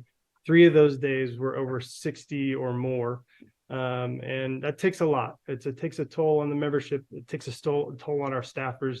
They're working extremely hard, and that's a thankless job. Those guys don't get recognized enough for what they do when they're kind of towing the line of calling their buddies and saying, hey, you can't go home, or so they do a good job. And that was a lot of work on their part for that week. The last thing I'd like to do is I would like to personally thank the board, you folks. The last time I spoke, I challenged us to find what better is. And that takes, like I said last time, it takes some humility to find that, because you have to be humble enough to say, well, we're not perfect, and what are we going to do to find better? The feeling amongst the membership at large mostly is that there's a clear road to better right now, that we have a path forward finally. As long as I've been here, there's always been glimpses of it, but right now the road is paved, and that is thanks to you guys for partnering with us to find that. And so I'd like to leave you with that tonight, that I've got quite a few years left here, and I'm very excited for the future of this place. So unless you have any questions or comments, I will take my leave. Thank you very much. Great report. Okay. So we're going to go to committee and delegates, delegate reports. Executive committee has nothing to report. Communication Center, JPA, DC Wagaman. Good evening, directors. Thank you, President Clark, Chief Haverty, Chief House. I know I have a striking resemblance in size to Chief Wagaman. I'm your new board member for the Communication Center, JPA. Proudly be able to work alongside Chief Wagaman after his years of service as well. Communication Center, JPA board met in these chambers on June 27th and took action on 3 items. The first is to approve a 2-year contract renewal with the Employee Assistance Program vendor Concern EAP.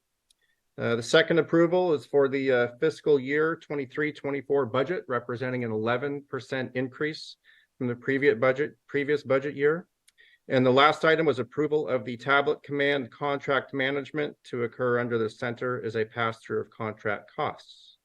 The Comm Center board will meet on Monday, July 24th in these chambers for a special board meeting, and then reconvene on a regular board meeting schedule in these chambers on Tuesday, July 25th. I'm happy to answer any questions that you have.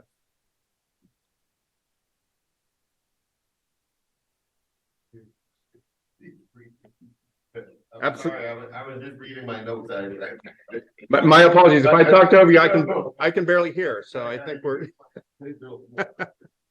Thank you. Thank you very much. Finance and Audit Committee, Director Wood. Thank you, Mr. Chair. The Finance and Audit Committee has not met since our last meeting. The Committee will meet again on July 27, 2023 at 5:30 in this room. And a report. Thank you for that. Policy Committee Director Acosta. Thank you, Mr. President. Our committee meeting scheduled for today was canceled. Our next meeting is scheduled for August 10th. Just a reminder, in June, we did hear changes to the FMLA policy, and that was moved forward to the board for future consideration. Thank you, report. Thank you. All right, next we go to board member questions and comments. We'll start with Director Sailors. Tonight. Thank you. Director Costa. Thank you. Just want to say thank you to the team for all your hard work during 4th of July. I know a lot of the community got to enjoy the night, but a lot of you had to work to make sure we got to enjoy the fun festivities. So thank you for all that you do. Thank you. Director Joe. I'd like to add that list a very big thank you to Bobby, as you were introduced to us. Fantastic report, fantastic work over the years to build up that program. Acknowledging Bobby. Thank you. All right. Director Weber. Thank you. I was remiss also in thanking or acknowledging Bobby. Obviously brilliant at what you do. I knew you many years ago, but again, a great success story, and you as well. There's so many different folks in our organization that just every 2 weeks somebody rises up again, and we're made aware of that. I appreciate those coming forth so we can put names and faces. Thanks for keeping our men and women safe with what you're doing, with everything you're doing, keeping your foot on the pedal. So thank you. All right, Director Sheets. Good evening. Also, thank you for the presentation. Great information. We have the best people looking over our members, so really appreciate all the hard work. Congratulations to all of the promotions and then the well-deserved retirement. And also thank you to the men and women who worked over the 4th of July and keeping Fair Oaks safe also. That's all. Thank you. Rick Wright. I'm glad that we made it through the 4th of July, that all the members did, and it seems like our community did too, with unfortunately some injuries, but that's going to happen. Kristen and Amy, that's amazing on the fireworks call. I don't think I would have went in there, so my hat's off to you.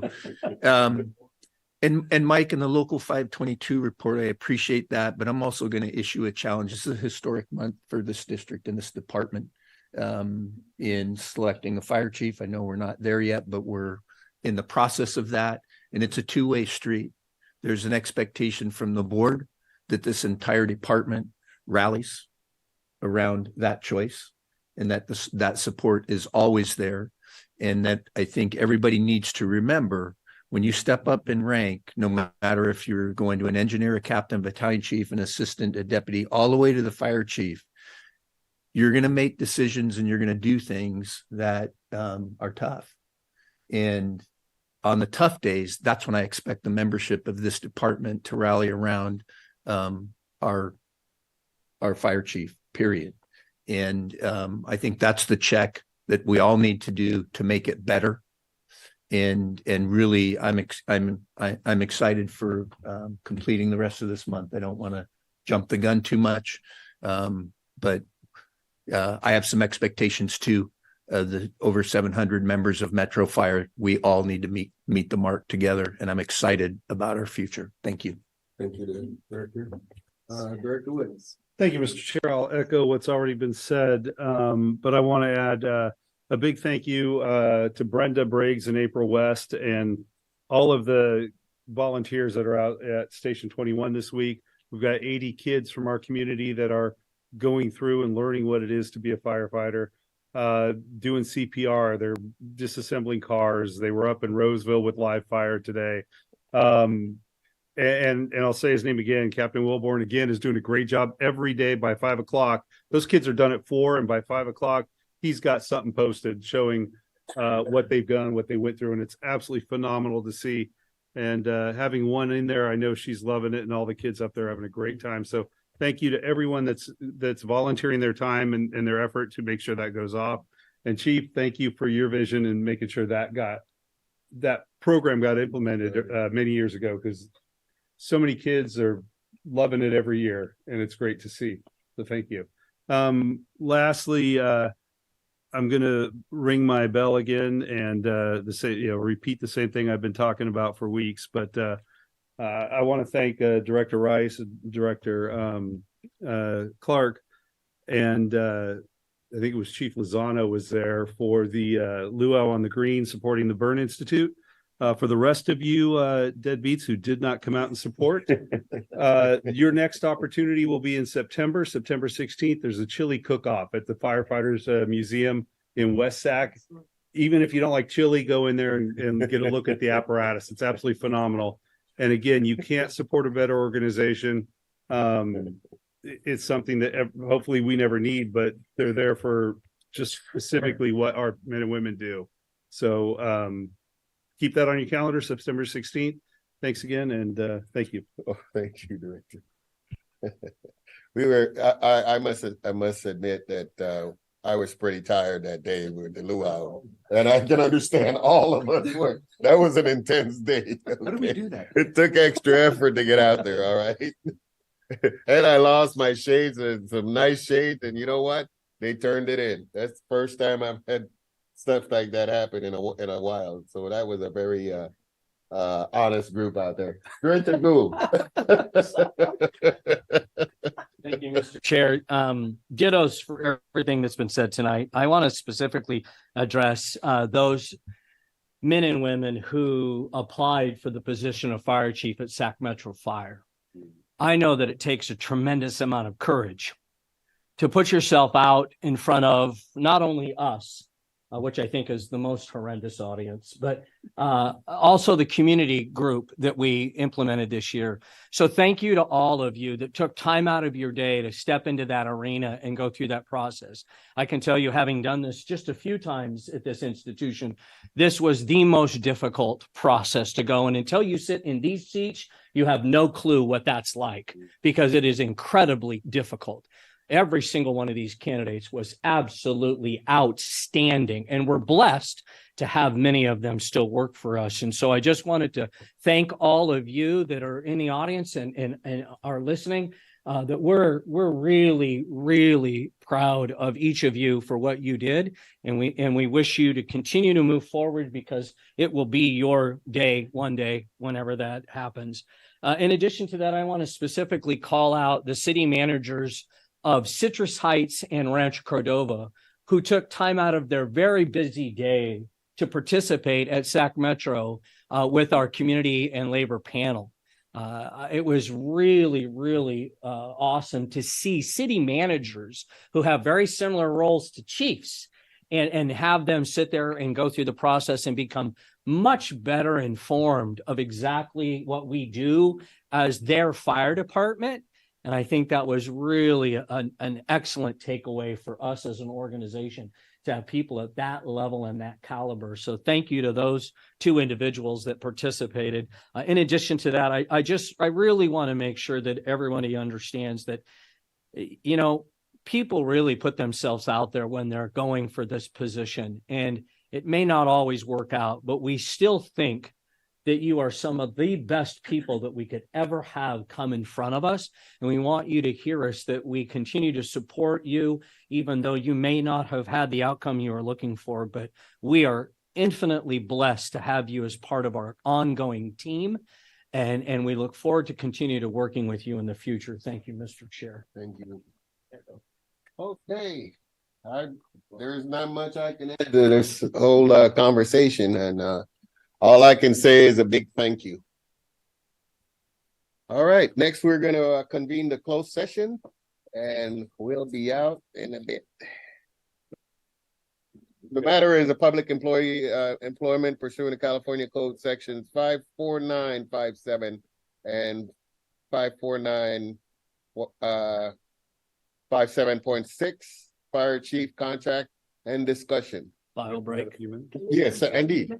File break. Indeed.